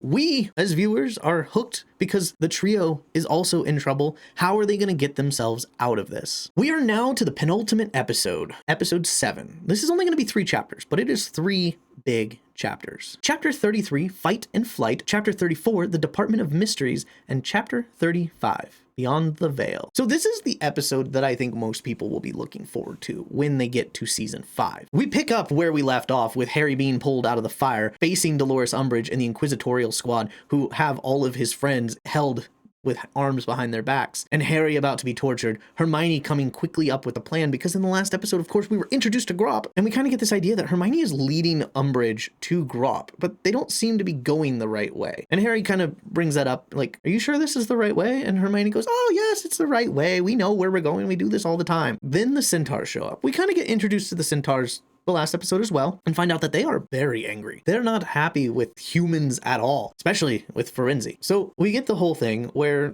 they end up getting away, being safe, because Grop comes to save them. Hermie, we're aggered. Cool. They fly Thestrals to the Ministry of Magic, and we finally get to see what we've been waiting for. The Department of Mysteries in full glory, not just the Hall of Prophecies or the Veil, but we get to see the Brain Room, the Space Room, the door that doesn't seem to open. We get to see it all. I always thought if this episode was going to be an episode, it would end when Harry picks up the prophecy and you just hear a voice in the background saying, give me the prophecy, Potter. Because that's how the chapter ends. The Department of Mysteries chapter ends with Lucius Malfoy saying, give me the prophecy, Potter. And it says, in a drawing voice says this, and it's supposed to be the way that it's described throughout the books is things, voices and handwriting are described certain ways. Dumbledore's is always a long scribe. The Malfoys are always described as a drawing voice. So it makes sense. You see a drawing voice, it's like, is that Malfoy? I don't know who that is. That Lucius? Draco? How did Draco get here? But I think it's good for the middle of the episode. And then you have the battle. And when you think all is lost, when they're running around the Department of Mysteries, all of a sudden the Order of the Phoenix shows up. We're not going to do that weird black cloud, like floaty fly around apparition. What the hell was that in the movie? We'll do actual, like, no apparition fighting. That was weird. It was cool, but it was weird. We'll actually have just true dueling. And then we have the point where Sirius dies and we see him fall through the veil, and then the devastation on Harry's face. And that's where we'll end the episode, is just the devastation on Harry's face as Sirius falls through the veil and Lupin grabbing him. Like, that slow-mo moment in the movie is perfect. That would be the way I would end it, is just, you know, the devastation of Harry losing a father figure, kind of. Sirius isn't a great father figure, but it's a father figure to Harry. Lupin tackling him from the ground to make sure that he doesn't go into the veil, and that's how the episode ends. Episode 8, the final episode, is not going to be as exciting as the previous episode. It will be exciting, but it'll also be very expiatory, because this is where we find out everything. Almost everything. So we ended the last episode with Harry being tackled to the ground after watching Sirius fall through the veil. Now Harry gets up and is chasing Bellatrix, which is very similar to Order of the Phoenix movie. Those scenes are pretty well shot. But what we get is Dumbledore and Voldemort battling it out epically. We also get the Statue of Magical Brethren joining in on the fight to protect not only Harry, but Dumbledore. We get Fawkes swallowing a killing curse. We get all sorts of things going on in the ministry, and it's just pure chaos. We also then get the scene where Dumbledore has to watch Harry be possessed by Voldemort, and Harry, just with being sad about Sirius's death, defeating Voldemort in that way for that moment of, Voldemort can't handle love, which is the secret to occlumency. At least hiding things from Voldemort is love, which is a little clue for the rest of the series. Then we get sent back to Dumbledore's office where we find out about the prophecy, but not only that Harry is the chosen one, but that Neville Longbottom could have also been the chosen one. And we find out that Dumbledore has been trying to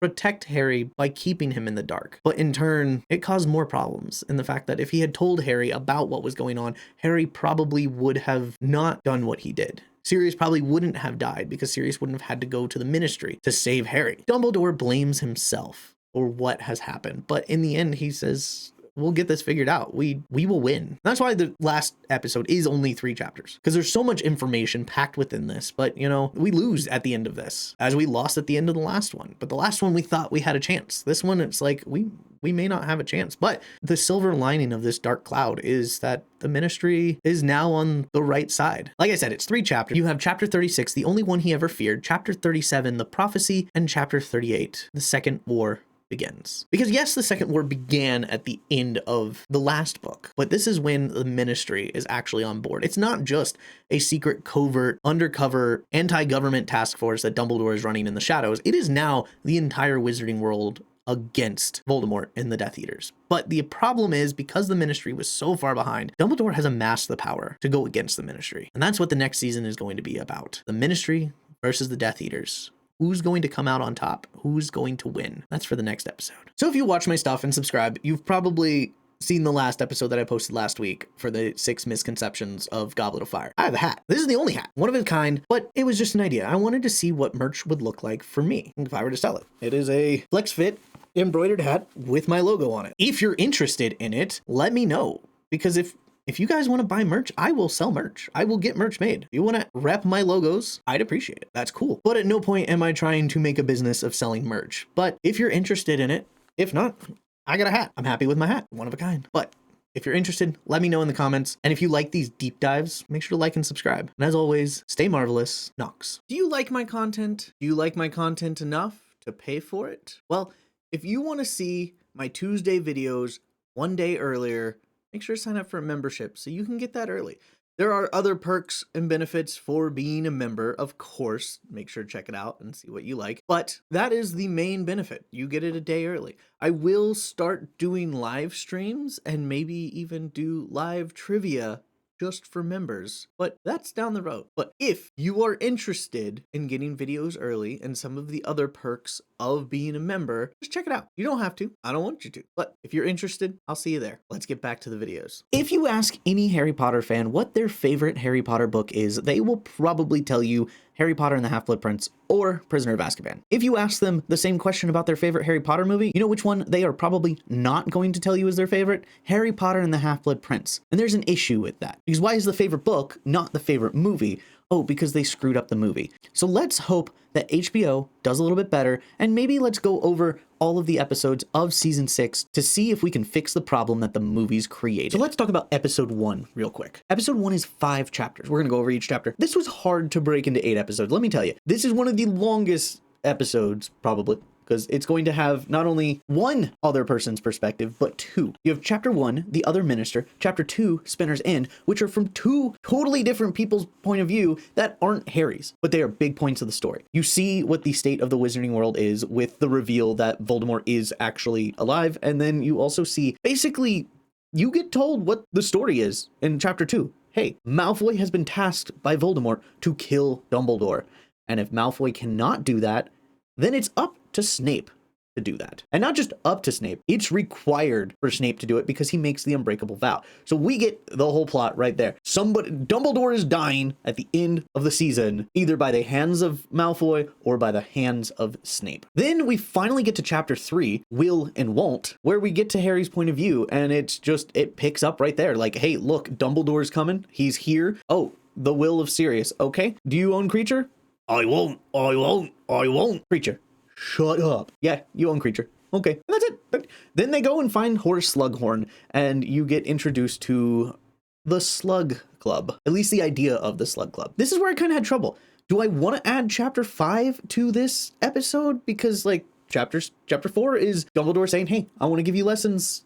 Have fun at the burrow. And then Harry knocks on the door, next episode. But also at the same time, it's chapter 5, the excess of phlegm really doesn't fit in the next episode. It would be a really slow start, and then it would just push a chapter for each episode, and it would just make a bigger mess. So I put it in episode 1, and you just kind of get the introduction of, hey, look, here's where the Weasleys are coming from. This is what the wizarding world from Harry's point of view looks like after the reveal of Voldemort. Everybody's on high alert. You get molly wobbles and things like that. And then you find out that Fleur Delacour is going to be Fleur Weasley. You get that whole little storyline in there. And that's it for episode 1. Episode 1 is good.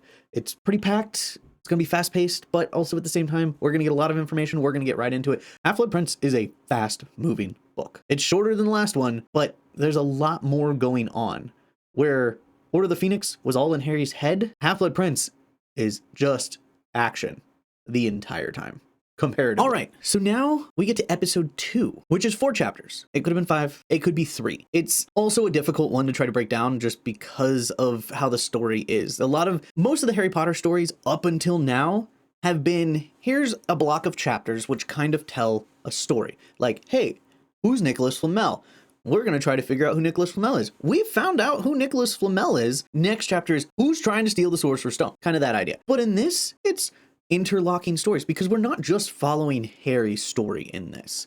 We're also following Draco. Draco is almost a main character in this, in the background. Like, we're following his story throughout. Like, in the first episode, we have the whole Narcissa and Bellatrix going to Snape saying, you need to protect our son. But then we also have Snape's storyline, because now Snape is intertwined with the Draco storyline, and we're seeing that from Harry's point of view. So, getting into episode 2, we get chapter 6, Draco's Detour, where Harry is following Draco around Diagon Alley into Nocturne Alley. In the movies, it's really weird because then there's a weird ceremony, like a Death Eater ceremony going on in public at Borgin and Burke's, that was always so weird. It's like, okay, this is where we're going to brand you as a Death Eater in the middle of a public street where people can see you from the window when we're trying to take down the Death Eaters. And then nobody believes anybody, but it's just Malfoy goes to shop and is asking about the Vanishing Cabinet and also picks up the necklace for later. Then we get chapter 7, the Slug Club, which is still Harry focusing on Malfoy and following him in the train, as well as just Horace being Horace. But the main event of that is Malfoy being stalked and Malfoy then breaking Harry's nose. And then we also get Tonks, where in the movie we get Luna, who just can see through the invisibility cloak with her magical specter specs, whatever. But Tonks finds him because she's aware of the invisibility cloak and is a detective, basically, finds him and seems a little bit off because we need to get that storyline back in there. We need to get the storyline of Tonks and Lupin back into this series. And we can build on it in 5 because we know about it in 6. That's probably the first half of the episode, is just the Malfoy storyline. Then we get the Snape side of it. We get Snape victorious, where he is announced as the Defense Against the Dark Arts professor. And Ron goes, well, good news is he won't be here next year. But now we have potions. Harry didn't think he was going to take potions because he didn't get an outstanding in his OWL. He got an excellent. So he didn't think, I'm going to need potions. But now he needs potions. So, of course, what is he going to do? He's got to borrow a book. And this is where we get introduced to the Half-Blood Prince. And that's the end of the episode. The first week of school is the end of the episode. Now we move on to episode 3. Episode 3 is also 4 chapters, but these are going to focus more upon flashbacks. So chapter 10 is the House of Gaunt. Chapter 11 is Hermione's Helping Hand. Chapter 12 is Silver and Opals, and chapter 13 is The Secret Riddle. 4 chapters, 3 of them are all about Voldemort and his history. Hermione's Helping Hand is about Harry doing tryouts for Quidditch and Hermione maybe cheating at getting Ron into the Quidditch team. Still, it's fine. Cormac McLaggen sucked anyway. But most of this episode will be focused upon Harry learning about Voldemort's past. We get the Gaunt family. We get them strolling down the lane and meeting the Gaunt house with the snake on the door. We meet Merope, Marvolo, Morphin, and Tom. Then we get the story of little Tom in the orphanage, which we saw in the movie, and it was done okay. I think maybe cast a younger actor as young Dumbledore instead of just be like, yeah, here's this. We're going to make a movie down the road where we're going to cast a really young man for Dumbledore who's only supposed to be 10 years younger than this, but you know, mind of that. So we just get so many stories. We get about Tom's life outside of school. We also then get a little bit of like a setup for the future with Silver and Opals, where we see that Mundungus has been raiding the House of Black, which is Harry's house. And Harry doesn't even register that, shit, that's my stuff. No, he's like, why are you stealing Sirius's stuff? What'd you start as soon as he died? Like, what the hell? And then they go, we get it. It's your stuff. And he goes, oh, that is my stuff. Damn it. I'm going to murder that man. Which is funny that he doesn't even realize, wait, no, Mundungus is stealing from me. But it also sets up the fact that, you know, okay, he's stealing that stuff and he stole the Horcrux. So when the Horcrux goes missing, we're like, ah, yeah, Mundungus probably stole it. Creature, can you go find Mundungus for me? Yes, master. Cool. Then we also get the first attempt on Dumbledore's life, which goes poorly because it ends up hurting Katie Bell. Good job, Malfoy. You're doing a great job. But of course, Harry immediately goes, it was Malfoy. He did it. Call it. I'm calling it. Malfoy did it.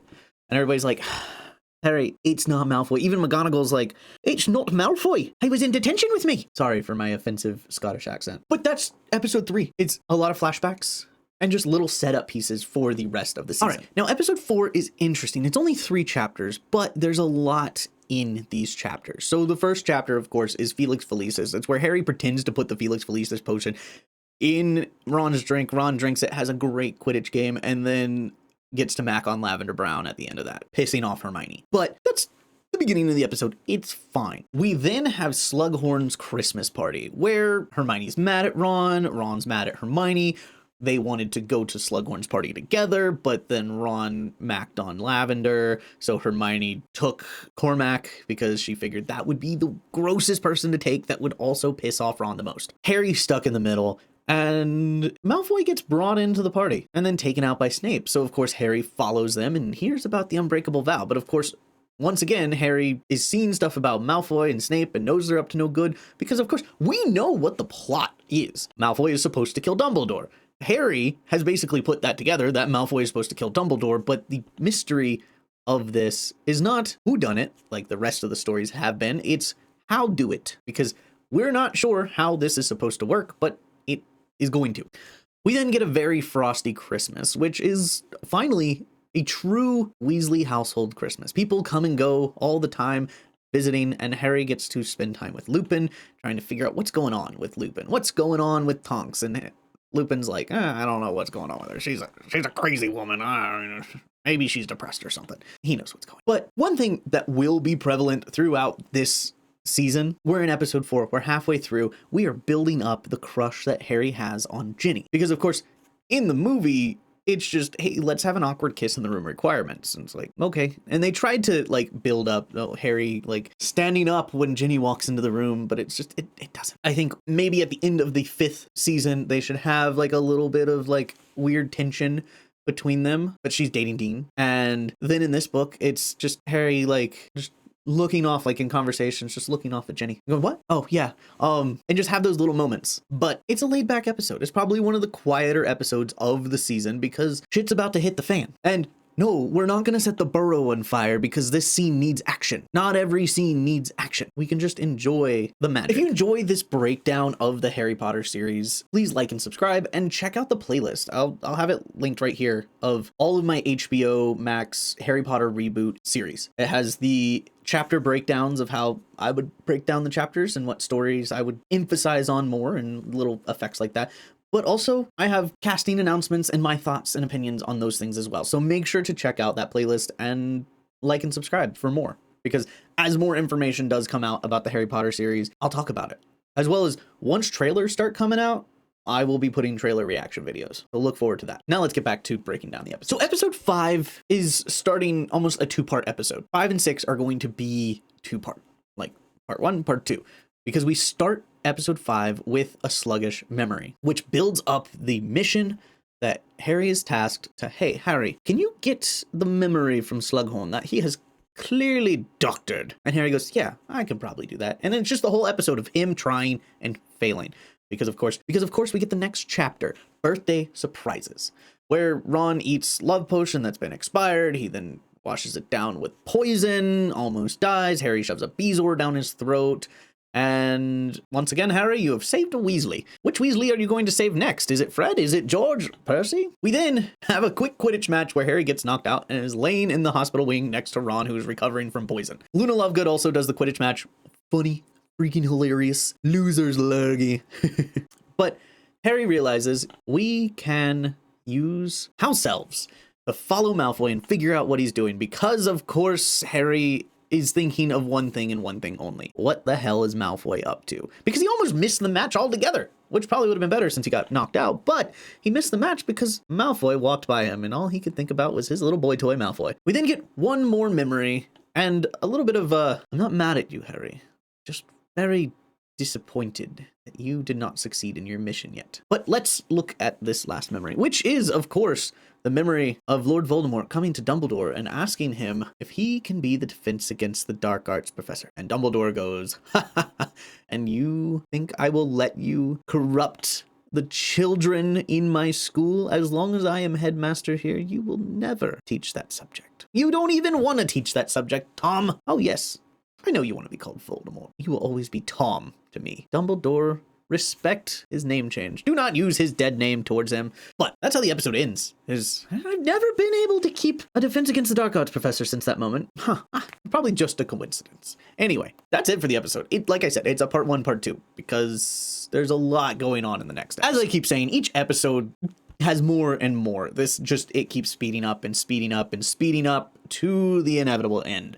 And this episode is no different. So we finally figure out that Malfoy keeps disappearing off the map because he's in the room of requirements. What is he doing in there? We don't know. But Harry is now spending all his time trying to break into that room to no avail. And unfortunately, this will be a sad moment in this episode, but Aragog has passed. So the next chapter is after the burial, which isn't exactly a sad occasion. Harry then uses his Felix Felicis because he just needs a little bit of luck to try to get that memory from Slughorn.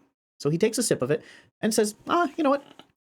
I need to get that memory, but I'm going to go down and see Hagrid. And on his way, of course, he runs into Horace Slughorn, being a little bit of the sleazebag that he is, and stealing venomous tentacular vines from the greenhouse so he can sell it off. But we finally get the memory from Slughorn. And I think one of the best things in the movie that the book did not have was the story of the fish, the lily petal sinking to the bottom of the fishbowl and then turning into a fish.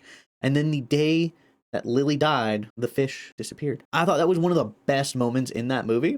Like, I know a lot of people like the pincers, but yeah, it was Daniel Radcliffe being silly, but I feel like the more sentimental moment of just Slughorn being vulnerable and telling this story and giving Harry a moment to see how sweet his mother was, I think was a great thing. It's something that is not in the book, and I wish it was, and it was only in the movie. But we then find out about Horcruxes, plural. We know about Horcrux, maybe Horcruxes, at least Dumbledore knows of 2, but he just wants to know how many Voldemort would have thought to make, and we find out that it's 7. That is a misconception, as people get confused when they say split his soul into 7, so there's 7 Horcruxes. No, there's 5 Horcruxes. Voldemort then unintentionally splits his soul and puts part of it in Harry, which makes the 7 pieces of soul, 5 Horcruxes, Harry, and Voldemort, and then Voldemort then makes a 7th Horcrux with Nagini. So yes, there are 7 Horcruxes, but that was not the ultimate goal. The ultimate goal was 6 Horcruxes plus his soul. So splitting it into 7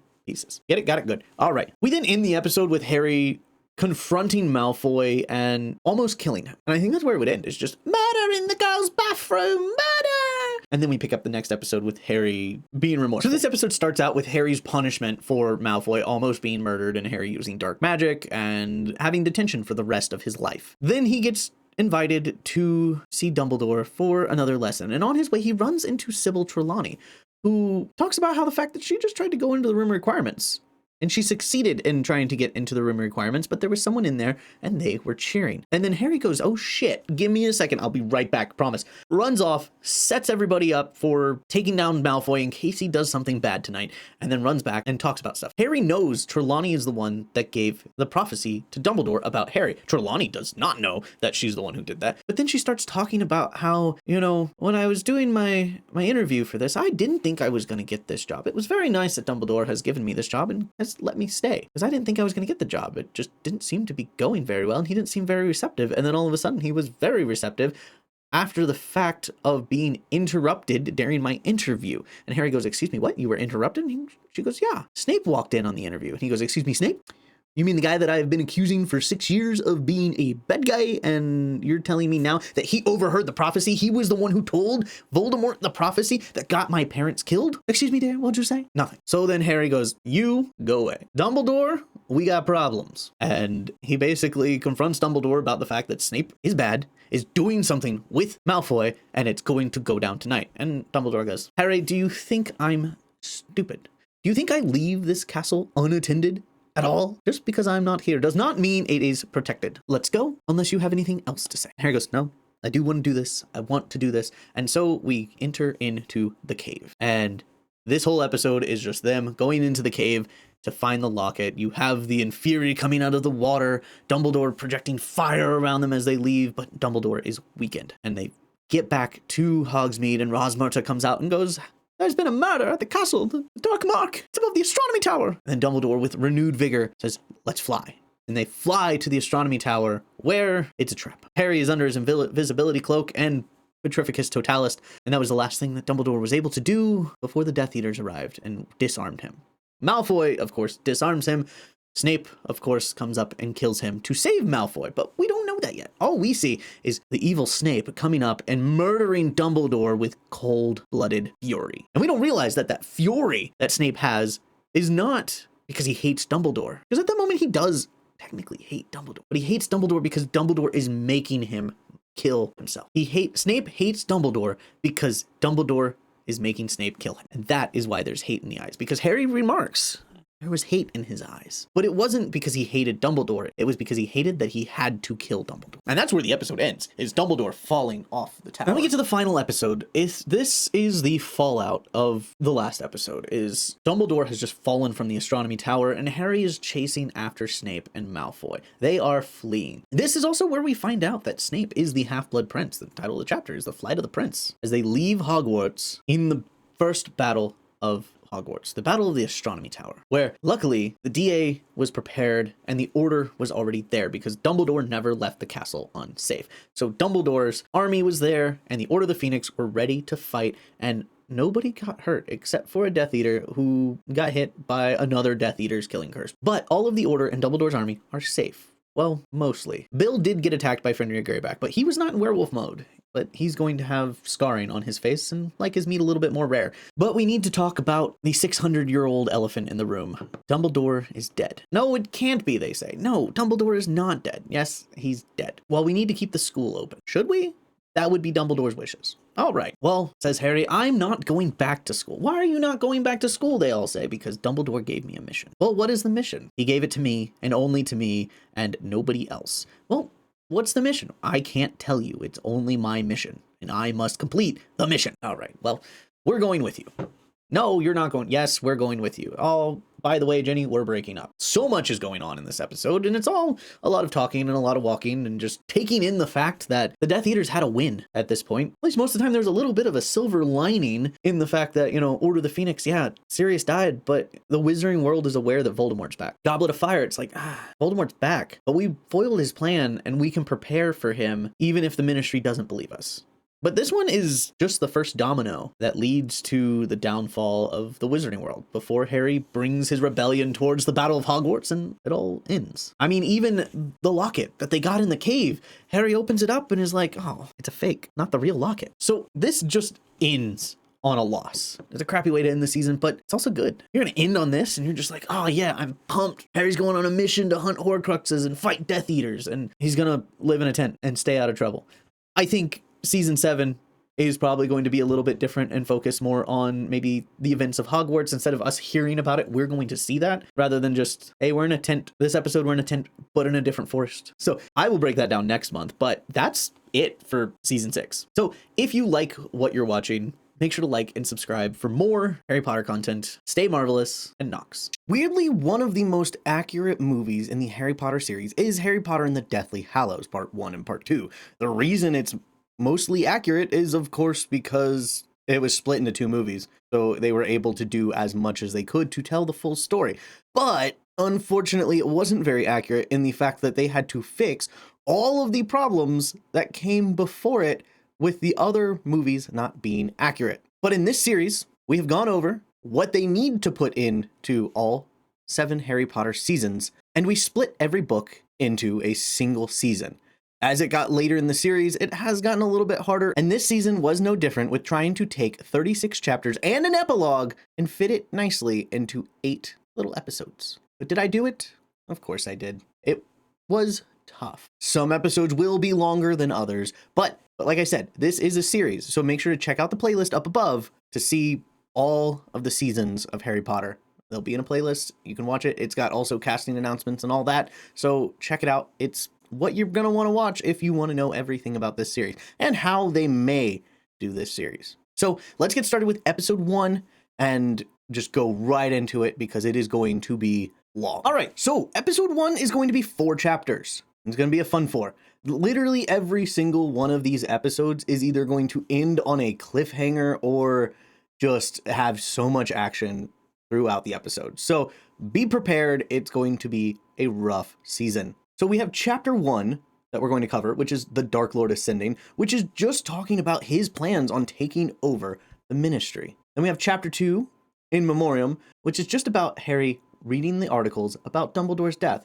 One written by Rita Skeeter, one written by Elphias Doge. Just kind of setting up like, oh, Dumbledore's got some dark secrets, but, you know, everybody seems to respect Dumbledore. So we're not really 100% sure on what's going on with Dumbledore. And I'm not sure how we would do this because it would be really weird to just have Harry reading out loud to us. In a way, this could just be something in a background setting up the next chapter because this is a very short chapter just talking about, you know, Dumbledore. Or have it being read out loud by the character who's playing it while Harry's digging through his stuff and sorting out his suitcase. Chapter 3 is the Dursleys departing, and it's just the weird, awkward interaction with the Dursleys and Harry. And I think they should put in the scene that they cut out of the Deathly Hallows Part 1 movie where Petunia says, you know, I lost a sister that day. And it just kind of more humanizes her. Because it's something that wasn't in the book. It was something they added in the movie and then took out because they felt like it increased the runtime too much. But I think it was a special moment. It really showed the reason the blood protection worked is because yes, Petunia acted like she didn't care about Harry, but she only took care of Harry because she cared about Lily, which counts. And then finally, chapter 4, the 7 Potters, which is going to be action-packed, of course. I think the movie did it relatively well, and I think for the most part, that's what should happen, but more book accurate, of course. That's literally what this series is about, is let's do what the movie did, but more book accurate. So hopefully it'll turn out good. I mean, 7 Potters is pretty cool, and this is a long way in the future, and hopefully all of the cast will decide to stay for all 7 seasons. That's a lot to ask. That is so much to ask because TV series take so much longer to make than movies. Episode 2 picks up exactly where episode 1 leaves off, and of course, leaves off in a cliffhanger. So episode 1 ended with Harry falling to the burrow, like he did in the books. Episode 2 picks up with him waking up on the couch and seeing who he thinks is Bellatrix Lestrange, but is Andromeda Tonks. This is also going to be 4 chapters. So it's going to start with chapter 5, which is the Fallen Warrior. Chapter 6, the Ghoul in Pajamas, which is going to be all about just, you know, here's the plans that Harry and Hermione set up so they can come along with Harry. And also just trying to figure out how they're going to make these plans while also Molly Weasley knows something's up and is trying to prevent them vehemently from meeting up. Then you have chapter 7, the Will of Albus Dumbledore, which shows that, you know, the Ministry is not at all what we expect a ministry to be. They have taken power into their own hands and just want to make sure that they look good, not that they are actually doing good. But during this scene, we also kind of get everything we need to succeed within the end. All the information is right there, and everything you need to survive is in your hands. And then finally, chapter 8, the wedding. So we get the wedding, and we get to see Crumb, we get to see Luna, we get to see Crumb lay out Luna's father, and, you know, just all of that.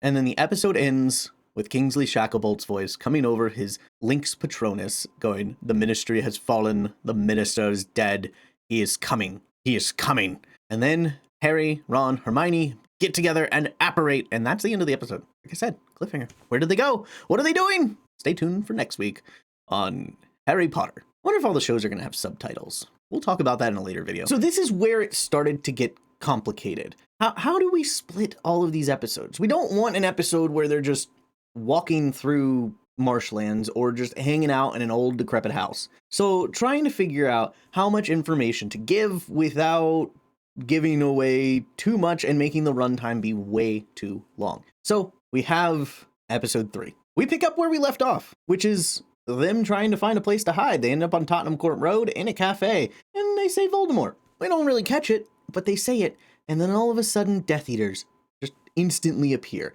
And Harry recognizes them, and the easy way to show that he recognizes that that guy looks familiar is having a flash of when he last saw him, and you'd be like, ooh, that's not good. They ultimately end up in Grimmauld Place, where we get to chapter 10, Creature's Tale, where we find out that the locket that Harry has not only is a fake, but actually belonged to his god uncle. God uncle? That'll work. God uncle. And then Creature admits, yes, that was Master Regulus's. He told me to take the real locket and destroy it, but I never was able to. It was unfortunately stolen by the sneak thief Mundungus Fletcher. Creature's not that proper. More of the ending is how Creature would probably sound, or just angry and raspy. And this sets up the rest of the episode. They are in hiding because somehow the Death Eaters can track them.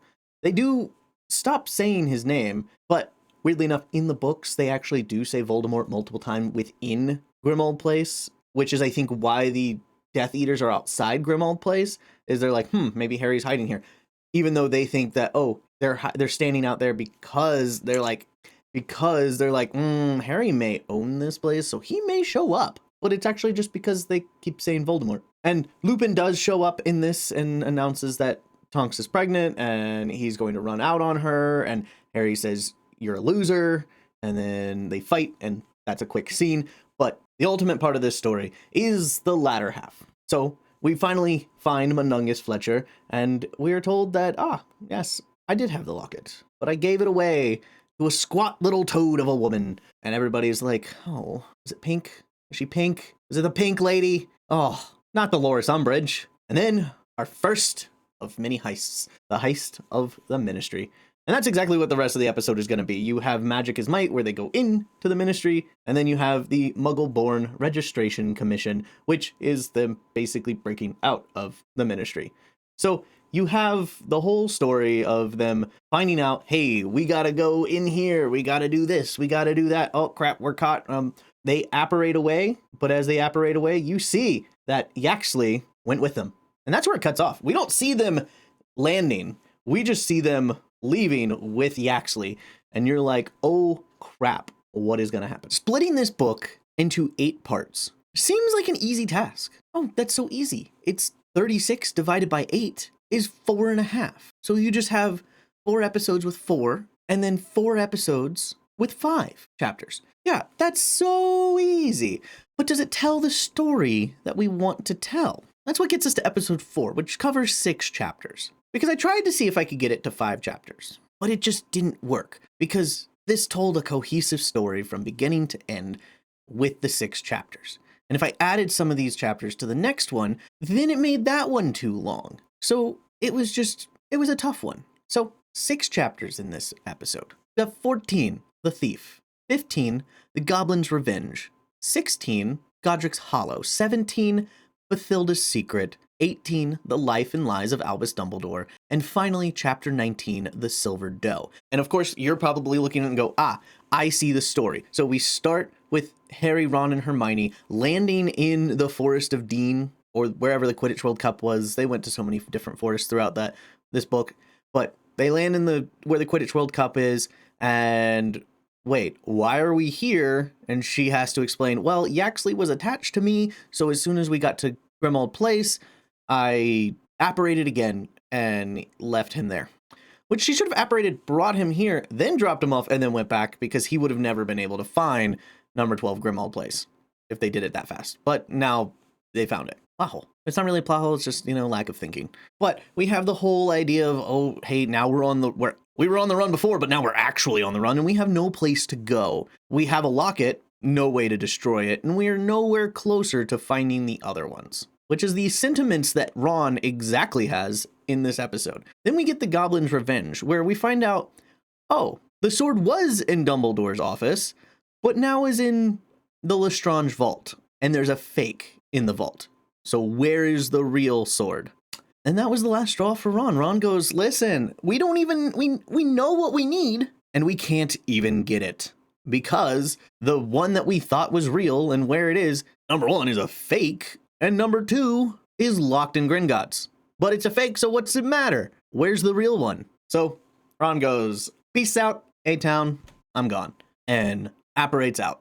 We then just have Harry and Hermione being a little bit sad that Ron left, but they're like, the mission must continue. So they go to Godric's Hollow in hopes to find some information. Maybe that'll be a good place for Dumbledore to hide something. They end up there, find out that it's a trap, try to escape, and steal a book. Because Hermione hasn't read any new books in a long time, so of course she's like, hey, look, an opportunity, let me take it. And then Harry, now with a broken wand, kind of feels defeated, kind of feels like he's just on the wrong path, sees a bright light off in the distance and realizes, is that a doe? Chases after it and finds the Sword of Gryffindor just happened to be sitting in a pond that is frozen over. He dives in, gets choked out by the locket, and then is grabbed in and pulled out by none other than Ronald Weasley. So this episode doesn't end on action per se, but it ends on a win, which is one of the things that this season really needs is, hey, yeah, we've been winning, but losing. We got the locket, but we lost the house. So, hey, we got to win. We got a sword and a Ron back. So win-win. And the locket's destroyed. Hey, this is a good mid-season because it's going to get rough in the next couple episodes. So this is where all the information comes together.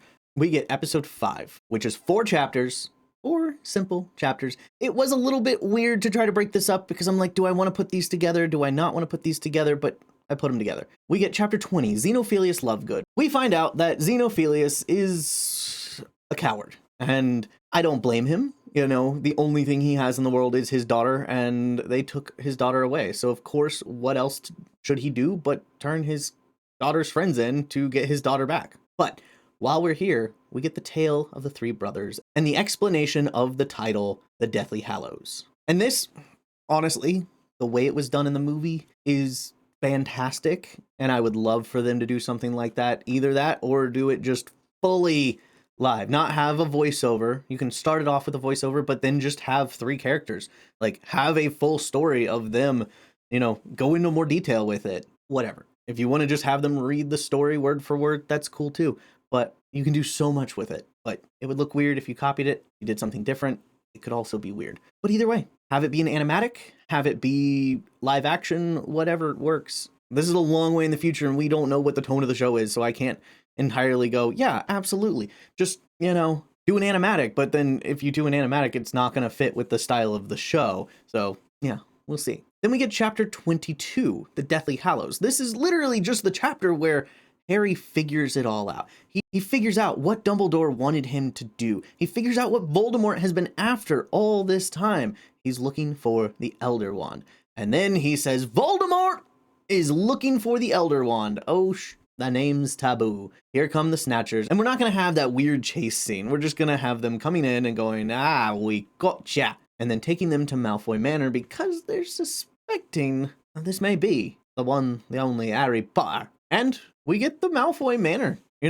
We get the Hermione torture scene. We get Dobby coming in and saving the day. We get Peter Pettigrew actually dying because in the movies, Peter Pettigrew is still very much alive. So, they took away the ambiguity of Sirius's death in the movie by just having Bellatrix say Avada Kedavra. But then they gave the ambiguity of Peter Pettigrew's death in Deathly Hallows. When it's just like, no, he needed to die. That was part of the storyline. Like, Harry saved his life. He saved Harry's life. And because he hesitated, Voldemort is like, see, I knew you were not loyal, Wormtail. When given the chance to be not loyal, you chose the wrong path. So now you must die. And then we have them teleporting away. And that's the end of the episode. We don't know what happens. We find out what happens in the next episode. Let's get. So this will be a relatively shorter episode leading into the final 2 episodes because that's just how the chapters just kind of break down. So this is them landing in Shell Cottage, Dobby being dead, them finding out all the pieces of the information and just confirming, because Harry has all of the pieces, he just needs to fill in the gaps and confirm that his thoughts are exactly what he thinks they are. He thinks, Bellatrix was very upset about the fact that the sword was here. Why did she seem so afraid of us having been in her vault? Ah, she has a Horcrux in there. We need to break into Gringotts. Also, wands. Tell me about wands, Ollivander. Why did you help him? I'm not mad about it, just very disappointed, but tell me about the Elder Wand. Gotcha. So he thinks he can break the duality of our wands by getting the Elder Wand. Well, good news for him. I no longer have my wand. It is completely broken. Can you fix it? No? Okay. All right. We'll have to figure that out later. But I do have loyalty to Malfoy's wand. Maybe. Just maybe. I may have loyalty to the wand that he has just stolen. We will see. So we get chapter 24, the Wand Maker, chapter 25, Shell Cottage, and Bill kind of gives a warning. Hey, listen, I work with goblins. Don't trust them. They will turn on you if it means joining their own kind. So watch out for Griphook. He may seem nice, but he is kind of a butthead. And then we get to the big heist, the bank heist, the escape from Gringotts. We go in disguised. Bellatrix Lestrange, Invisible Harry with a goblin, and Ron with some facial hair. Oh yeah, nobody's gonna know who he is. They get in, the goblins immediately go, these are really bad disguises. Did you get these from Party City? And now all hell breaks loose. They try to steal the cup, Griphook takes the sword, and they escape on the back of a Ukrainian Iron Belly, which is epic and cinematic, and we just see them flying off into the distance, and that is the end of the episode. It's them getting away. It's a perfect end. Unfortunately, they do not have the sword. So once again, a win, but a loss. Alas, a loss. And here it goes. The finale. 2 parts. Episode 7, Episode 8. We are going to be covering 10 chapters over 2 episodes. Can we do it? Of course we can.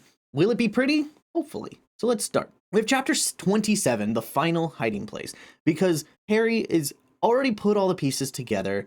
Voldemort has now started to realize, oh crap, they figured out my secret. Because of course, they openly broke into Gringotts and stole the one item that he had hidden within Gringotts. So of course they're like, oof, nobody should have known about that item in that vault.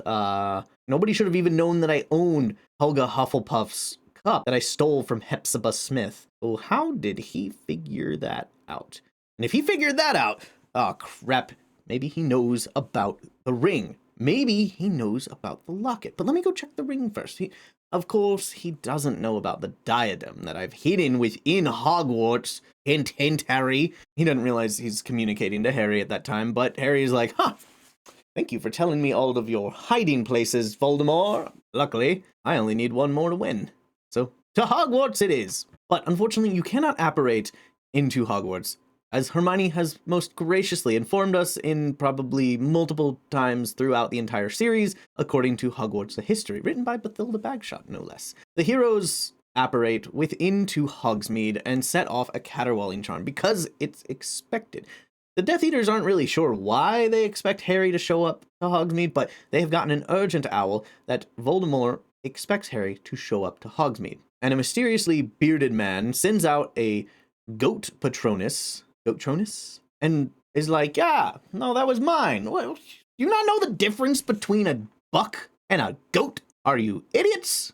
What do they teach you up at that school, dumbasses? And then locks his door and turns around and goes, what the hell are you doing here, kids? Are you trying to get yourselves killed? Get out of here. Just apparate here. And they go, we're trying to get into Hogwarts. He goes, hogwash. Oh, war's over. We've lost. And then Harry goes, you look familiar. Ah, crap. You're that Dumbledore fellow, the brother of him. And he goes, I'm Aberforth Dumbledore. You're the one I saw in the mirror. And he goes, yeah, where's my house elf?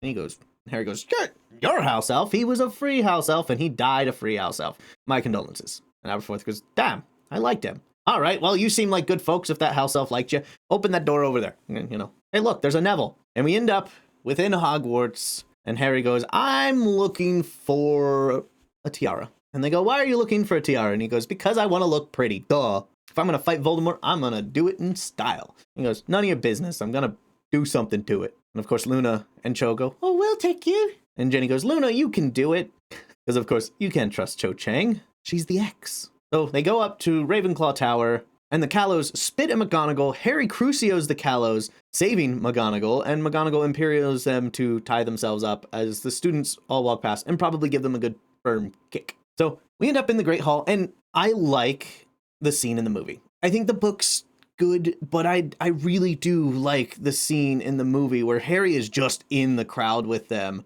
and walks out and says, you have a flaw in your security, headmaster. How dare you stand where he stood? And then all of the Order of the Phoenix and Dumbledore's army just march into the Great Hall, and you're like, oh yeah. It's a great scene. I know it doesn't happen in the books that way. In the books, it's just they meet up in the hallway and you have McGonagall, Flitwick, Sprout. They're fighting Severus Snape, and then he jumps out of a window with a Snape-shaped hole, which I always pictured in my head. It's literally just a Snape-shaped hole, but it's just about the size of a Snape, Snape size. And he flies off. Also a good scene, because then you have Slughorn just coming up and going, hey, what's going on? But we have to prepare for battle. And that's the end of the episode, is Snape escapes, and they're preparing for battle. It's a shorter episode, but the finale is going to be so long and so good. Let's get to it. So the final episode of this final season of the series, most likely, is going to be 6 chapters and an epilogue long. It's going to be a long episode, but it's going to tie everything up in a nice little bow. It's going to have flashbacks and all sorts of fun things throughout it. Let's go through the chapters real quick, and then we will go through the whole episode. You have chapter 31, the Battle of Hogwarts. Chapter 32, the Elder Wand. Chapter 33, the Prince's Tale. Chapter 34, the Forest Again. Chapter 35, King's Cross. Chapter 36, the Flaw in the Plan. And of course, the epilogue, 19 years later. So that's it. That's the whole story. We're going to have the Battle of Hogwarts. Everybody fighting, people dying. We lose one of the twins. Percy comes back heroically and says, I'm here to fight for my family. Is it too late? Ron and Hermione have disappeared. Harry's running around looking for him because he thinks he knows where the diadem is. In the Room of Requirements, the Room of Hidden Things, the one place that Voldemort thought he was the only one who knew about it. Even though so many people throughout the years have found it and have hidden their stuff in there, he thought nobody's going to find my stuff. But where are Ron and Hermione? We'll cut to Ron and Hermione. They're down in the Chamber of Secrets. Somehow. Harry talks in his sleep. So Ron's able to speak Parseltongue. Not fluently, just conversationally. They destroy the Horcrux, come back up, and Harry is trying to figure out how to get into the Room of Requirements to find the diadem. Because, of course, we've seen the diadem already. When Harry hid the Half-Blood Prince's book, he put a tiara on a wig, on a bust, and that tiara is the exact thing that he needs. After the diadem is destroyed, Harry then is like, well, it's time to go for the snake and the master. So, where is he? And he goes, Shrieking Jack. Or does he do the Raven Simone, that's so Raven, just Shrieking Jack. That's where he is. So we get there, and you just have Voldemort sitting in his chair with his snake floating around. He goes, Severus, we do have a problem. This wand doesn't work. And Severus goes, well, that's unfortunate. It sucks when wands don't work, but you're doing fantastic magic. And he goes, well, of course, I am fantastic. But the wand should make me better than fantastic, you imbecile. And you know why? It's because it only has allegiance to the one who killed its previous master. So Snape is attacked by the snake and may or may not die. I know there's that theory that it's of course Snape wouldn't die of cursed venom.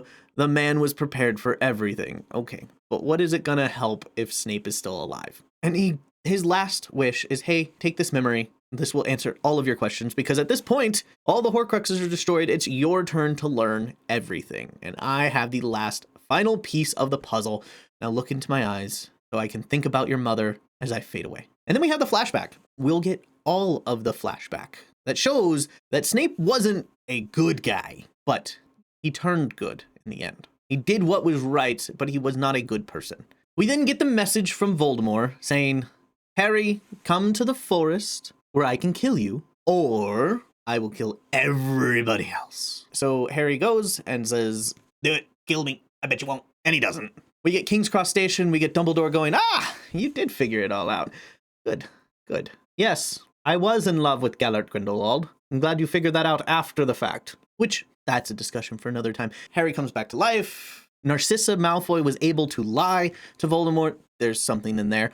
And Harry then decides to exposit that, hey, look, you suck. I figured out all of your clues. And by the way, I own the wand, because that's not how wand lore works. It's not who kills who gets the wand. It's who disarms them. Malfoy disarmed Dumbledore. I disarmed Malfoy by snatching all the wands out of the hand, I guess. His wand wasn't very loyal to him. And I gained that loyalty. And because I gained the loyalty of his wand, the Elder Wand was like, huh, well, I guess that works for me too. So, do you want to make a test? You want to test it out, see whose wand that is that you're using? Are you using mine, or is it yours? Because I'm using Malfoy's wand that is loyal to me now and not to Malfoy. You are using a wand that was once loyal to Malfoy, maybe loyal to you, maybe loyal to me. Let's put that to a test, because I'm pretty sure a wand loyal to me, fighting a wand loyal to me, means I win. And he does. And we do have the scene at the end where he's like, listen, here, Malfoy, have your crappy wand. I want my wand back. And he takes the Elder Wand and goes, Reparo, and gets his Holly Phoenix Feather wand back. Because I think that was more special. Like, okay, cool. You stole Malfoy's wand, broke the Elder Wand. It's worth nothing.